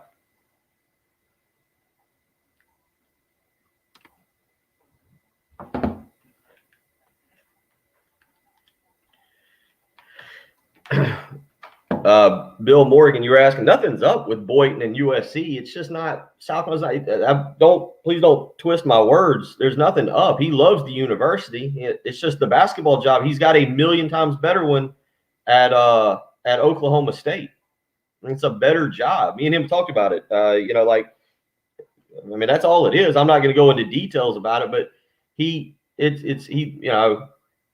Oklahoma State is a better basketball job. South Carolina is probably one of the 10 worst basketball jobs in Power 5 conferences. The facilities are good. They're not great. The pay is okay. I mean, you're paying Frank Martin 3.1, but you're not going to do that for everybody. It has nothing to do with – there's no animosity or nothing bad between Boynton and South Carolina. He loves the university. Families, his wife was from around here. Yeah, this has been his home, but he's got a better job. He's just got a better job at Oklahoma State. He actually needs to, when Cade Cunningham leaves, he needs to keep winning to keep that job. But I mean, there's nothing up with Boynton and South Carolina. It's not what I was saying.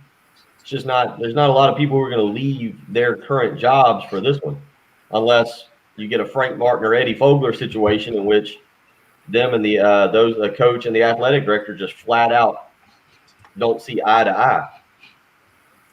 I'm not sure Darren Horn would have left Western Kentucky for South Carolina if he wasn't on the verge of being fired, to be honest.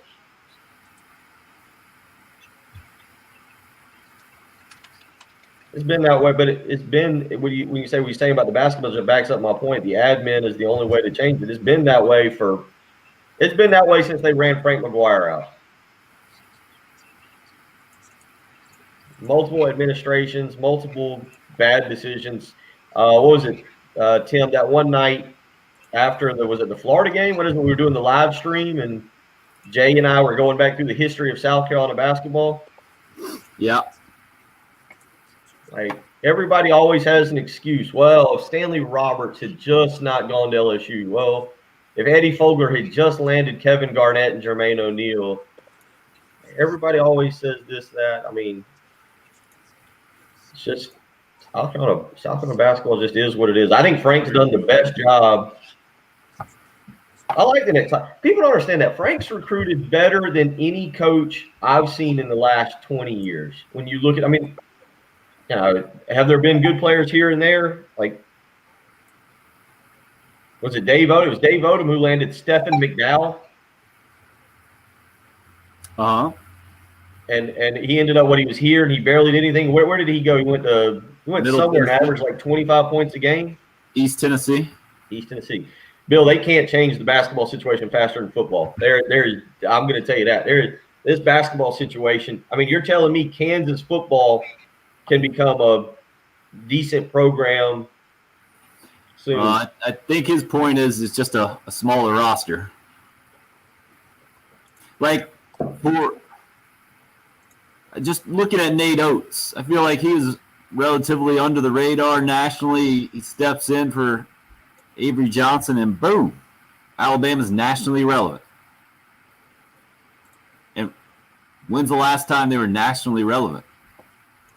Well, they were number one in the country under Mark Gottfried. I guess, was that 15 years ago? But they've been a decent program. Decent. I hear you. I mean, they've been better than South Carolina.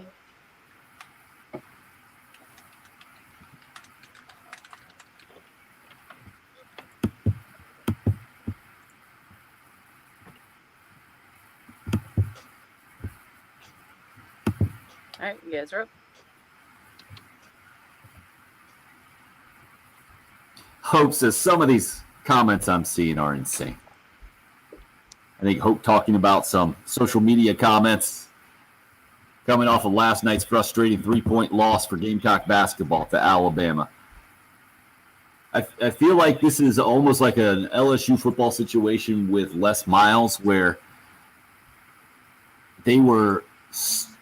his talent almost worked against him sometimes with the fan base, that the recruiting classes would be way up there, and if you don't compete for a national championship, then the fan base was ready to run Les Miles off.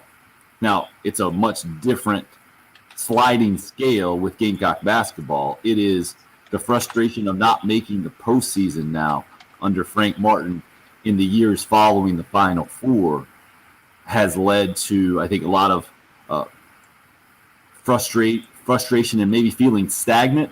Frank brought it up last night about the SEC track record for Carolina has been really good. I think he said the third most SEC wins in the last 5 years of any program of the 14. And to do that, though, with only one postseason appearance is a difficult thing, I think, for Gamecock fans to stomach, especially watching down 3 last night, less than 4 seconds to go, and the Gamecocks end up going with the 2 and never get a shot to tie.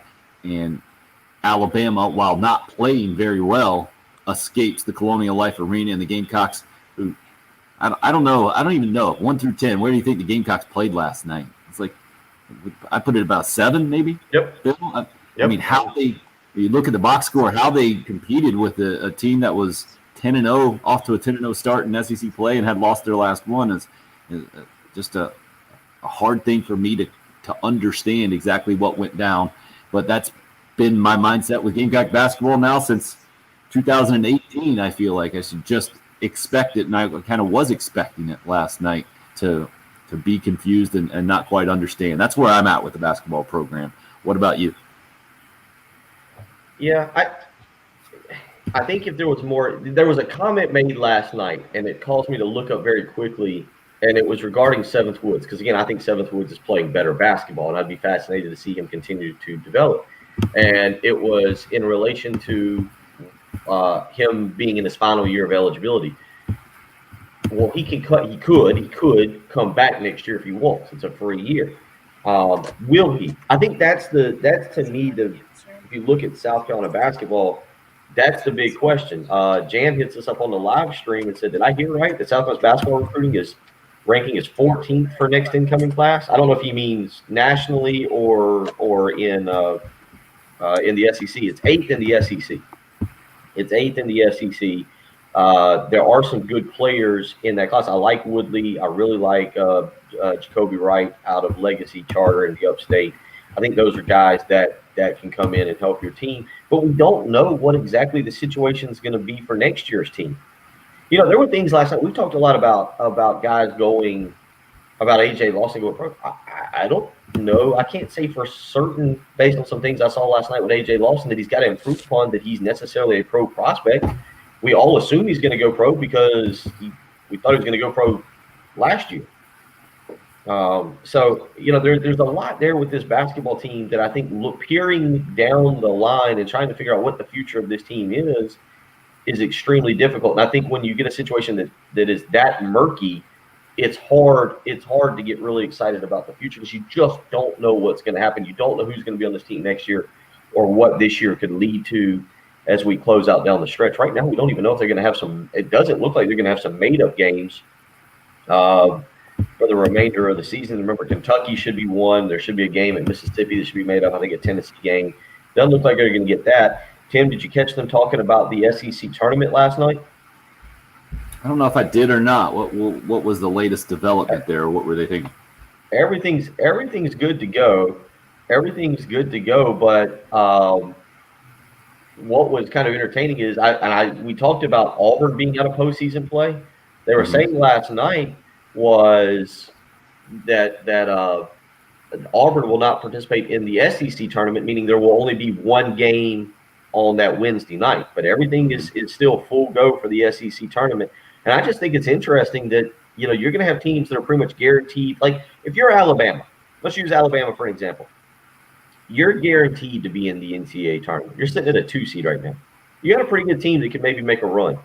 Is it really worth your time to go to the SEC tournament where maybe somebody doesn't follow proper protocol, your guys get sick, and the next thing you know, you're out.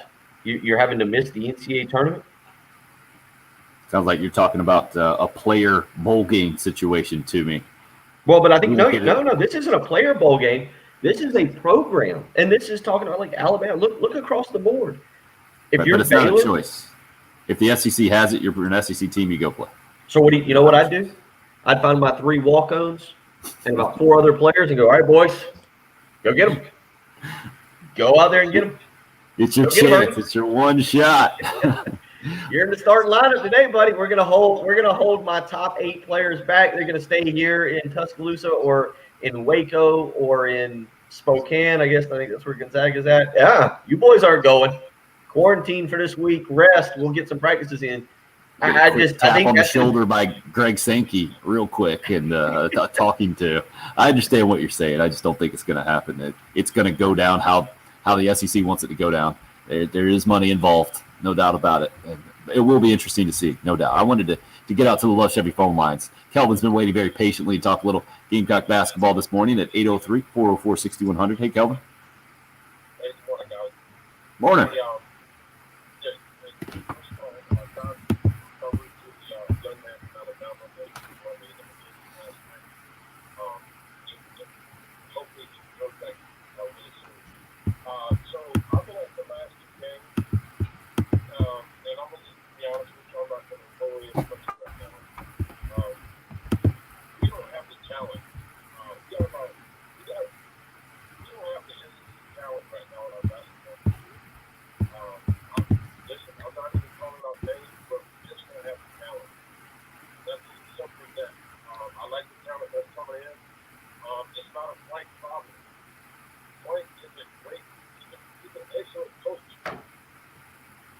Anybody talking about playing league around program is talking nuts.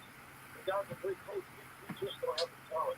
And in basketball, if you don't have talent in one of the big 5 power schools, you're not going to win. And I'm not talking about guys that can jump out the gym or just do all these fancy things. We got guys that just don't have it in them. Wait, let me stop. Let me stop you right there, Kelvin. I'm confused because Carolina lost by 3 points to the clear class of the SEC in a 2 or 3 seed in the NCAA tournament last night. And they beat a Florida team that is on pace to go to the NCAA tournament, is that playing some of the best SEC basketball. To me, it's not talent. A.J. Lawson and Keyshawn Bryant, throw Jermaine Couisnard in there from a talent standpoint. Wildens Levesque has talent all over. The Gamecocks have more NBA players now than they've had in a while through Frank's system. Where is the lack of talent coming in your mind? Help me out. Yes, sir. So I agree with the guys in the past. I'm a serious program. Those are the guys. I love them. But I'm at this point on Couisnard. He's lost out on the basketball. He's been lost the last 2 games. I'm telling y'all, all night. Making too much out of play some defense. He's not producing on offense. He's holding his head down. This is like, I don't know. He's not playing basketball. Really respect. He's soft. He's a big soft guy. He started off good, and then he just played out. He gets pushed around in the face all over the place. Right? TJ Moss. He constantly loses the ball when he plays the ball up the court. He's not strong. He doesn't, I don't know, he's 7 years playing good. We took him out of the game. I don't know what's going on with that. Trey Hannibal, the same. They're going all over the place. They're out of place on defense. They're not talking. They're not fighting. They're afraid of contact.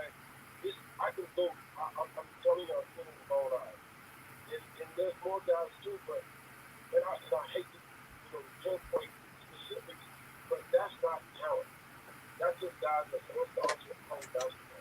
You said that game, what you mean? I totally disagree with you. Totally disagree with you. There's just It's okay to disagree. You have an opinion. I'm Yeah. a fan, and I'm sure there's thousands of other fans who think about you. They just don't come out and say it. But hey guys, thanks for taking my call, and I'm just telling you, man, get a better player. Yeah. That's all. That's what I'm getting. Yeah. Thank you Thank for you, the call. I just All right, well, yeah, Yeah, we're just Seventh hearing- would get We're hearing Seventh would get frustration. taken, but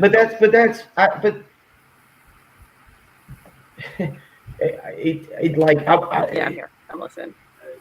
Seventh Wood. Okay, go ahead. Seventh Woods got taken out because he was in foul trouble. Yeah, you're absolutely. 4 fouls. He had 4 fouls. He took 2 charges Okay. with 4 fouls. Okay, that's fine. Stuck his face right in there. I think one time it was face-to-face contact as he was going. Like he got taken out. This is the thing. I'll never forget. And I'm not. Thank you for the fight. I really do appreciate it. This aggravates me because I don't think the basketball knowledge in this city is very good. I'll never forget standing with a scout in this town. The people that want to talk basketball, and we're watching a point. This is about 7 or 8 years ago, and I'm not trying to come down on anybody, but this just kind of stuff. Like I was standing at the end of the game. We're watching a point guard who would go on to play high-level basketball. And there's a scout standing next to me, and he's going, look at him. He can't run it. He can't even run the offense. He's just dribbling at the top of the key. And I was like, well, his team's up by 30, and there's 5 seconds left. He's running out the clock. And at times I feel like that conversation, like what Kelvin just said, like I just don't agree with, because Wildens Levesque is a sophomore, and I feel like he's coming along. Like the good, very good big guys that are good big guys go to elite programs and then go pro after 1 year. Did you see that backdoor pass he made early on? Levesque threw a bounce pass backdoor. I think it was Lawson who got the dunk. Guys that come to South Carolina, or Clemson or schools like that need to be developed. Chris Silva, Mike Kotsar, Alonzo Frank was developing. He is developing. But they don't show up on campus and are instantly those guys. Seventh was in foul trouble. That's why he got pulled out last night. He had 4 fouls. You know, Cousinard has shown he can play at the SEC level. What Kelvin just said is not wrong. Cousinard has really struggled. No, but the wrong part is it's not a lack of talent. That's where I agree. That's where Kelvin was wrong. It's completely a lack of execution. And if you want to hear a master class on that, just listen to Frank Martin's post-game comments last night with the media. It's absolutely that. So I think we heard frustration from Kelvin, having seen it in person the last couple of games. Building up a frustration in the last several years for Gamecock basketball not making the postseason. Throw in some Gamecock football frustration, and you get what you got there. That was a venting session, Bill, not necessarily an analysis session. But then, like, and this is the thing, like, there's so much misinformation. Jan, who I know, Jan Bennett on the live stream is a friend of mine. He's a good friend, and I want to just yell at him right now because, like, he's like, well, on the live stream, he says, did I hear right? Southland's basketball recruiting class is 14th, and he says in the SEC for next incoming class. No, you didn't hear right. They're 8th. They're middle of the pack. They're 8th. They're 40th overall, I think, in this class.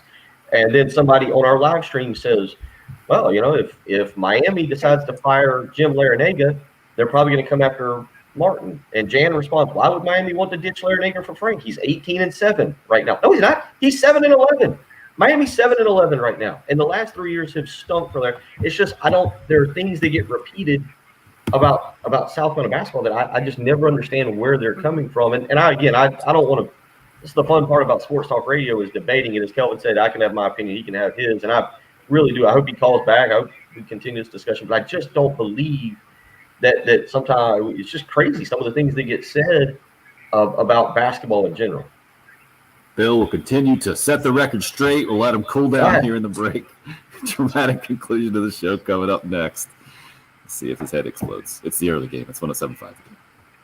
The home of the Gamecocks and new head football coach,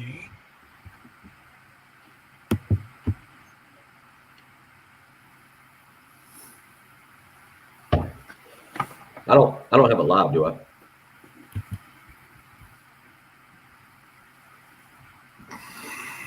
Oh, I need to get out. Boy, I'm sorry. I need to go drive around in my car. I need to go just drive around my car. Go hop in the Tahoe, cruise around Columbia, get out and talk with people about basketball. That way they can maybe see my facial expressions as I talk about it. But first, let's all just go meet over at Love Chevrolet. Let's just go meet over there. They've got cookies in the lobby. They've got massage chairs. We'll all feel better. We'll all feel much better about ourselves. And you can maybe find a new or pre-owned car that you're looking for. You're looking for somebody who can help you make that purchase. Love Chevrolet is exactly that team. Go visit I-26 in Harbison between Lowe's and Frankie's Fun Park. It's the month of love, not just because, this coming Sunday is Valentine's Day, but because at Love Chevrolet, you can always get over there and find a great deal. $1,000 low price guarantee. You can always find the car or truck you've been looking for. 14 acres of brand new Chevys, largest selection of anywhere in the Midlands, and you're always going to get incredible sales service, people who are knowledgeable, ready to help you make sure you're comfortable with the purchase that you are making. So don't wait around. Go visit Love Chevrolet, I-26 in Harbison between Lowe's and Frankie's Fun Park, or on the web, lovechevy.com. Get out to Love Chevrolet and find new roads.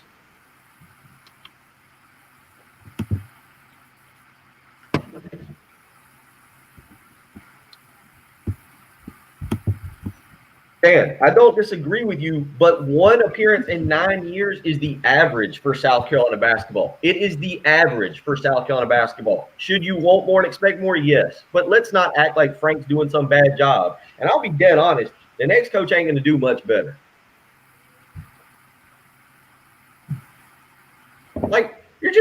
You're just making stuff up. What do you mean Larinaga's 18-7? That's factually just incorrect. You're right, I can call you out on that because it's wrong. It's just wrong. I mean, that's like me going somewhere and saying, well, Frank Martin and them are 19-3 right now. I love how his voice gets higher. Mine does that too. It's just like, thank you. Whoa, this is a monumental. Now you can track me down. I'll probably be at LJ's this weekend. You can come have you never are wrong. That's the problem. I look up to you. I look up to you. You look up to everybody. Well, he is tall. He's Right. significantly taller than Thanks me. for He taking that is one, Tim. significantly taller than me. I'm impressed that Chan admitted that he was wrong. Well done. No, we do have good conversations. I don't mind him. I wouldn't have done that. I wouldn't have gone on that rant if it was somebody I didn't know. Because Jan knows how to track me down. I don't know if he's got my phone number. He knows how to track me down. So if it wasn't somebody I knew who could track me down, I wouldn't have done that to them. Although Kelvin was just that was infuriating too. Like, well, I don't know why he got pulled out. We got pulled out because he had 4 fouls.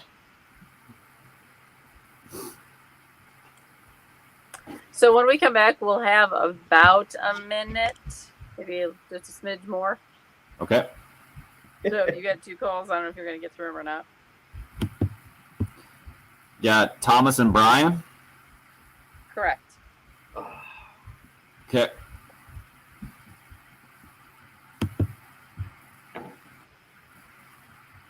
Remember, this is the town that because of the Pro-Am, I shouldn't say we, Tim and I did not. Everybody thought Jermaine Cousinard, who was averaging, 40 points in the Pro-Am, Tim, was going to be a one-and-done player. All right, head back in. Going You got a boat slip. You got a jet ski slip. I can't help you out up here. Yeah, that's really just heading right into the bed. What's that, Jim? Yeah, heading right into the end hour bed. All right, you guys are up. Oh, dramatic conclusion of the show. Let you have part of the final word here. Thomas been waiting patiently on the Love Chevy phone lines. Thomas, you got a few seconds. What do you have for us this morning? Okay, first of all, I want to. No, Thomas, got to go fast. 45. Program for doing a great job there. And I think that was a nice game, even though it was sad, but it was a great learning point for us. And I want to ask y'all, have y'all ever seen 30. a player with such a sweet stroke? The draft class along with Baker Mayfield. What the? lot of stuff going on. Keep going. Sorry, you got interrupted there, Thomas. I think you're talking about the freshman from UConn. 15. She can shoot it. No doubt about it, Thomas. Sorry, we can't go on a gas baggy hot take. Bill's head just exploded, I think. Thanks for listening to the early game. It's Wednesday.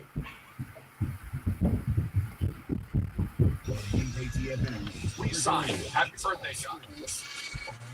They're clear. What's it doing there? Make sure your family's stocked up on the I think Jay is agreeing with me. Yeah, well, yeah, those pro-am games are glorified. They're fun to watch. All right, we're going to end this live stream before Bill and Jen's heads explode. No, I can't help him on the boat swing thing. He'll find me. We'll probably see him at the Gamecock Club golf tournament or whatever. I know I'll see him around soon. He'll walk up, slap me in the back of the head before I see him. He'll get me, but it's fun. I enjoy it. That's fun. It's just, whoo, some of them. Did Paige Beckers really have a sweet stroke? Did I? Sweet stroke, Bill. Sweet stroke.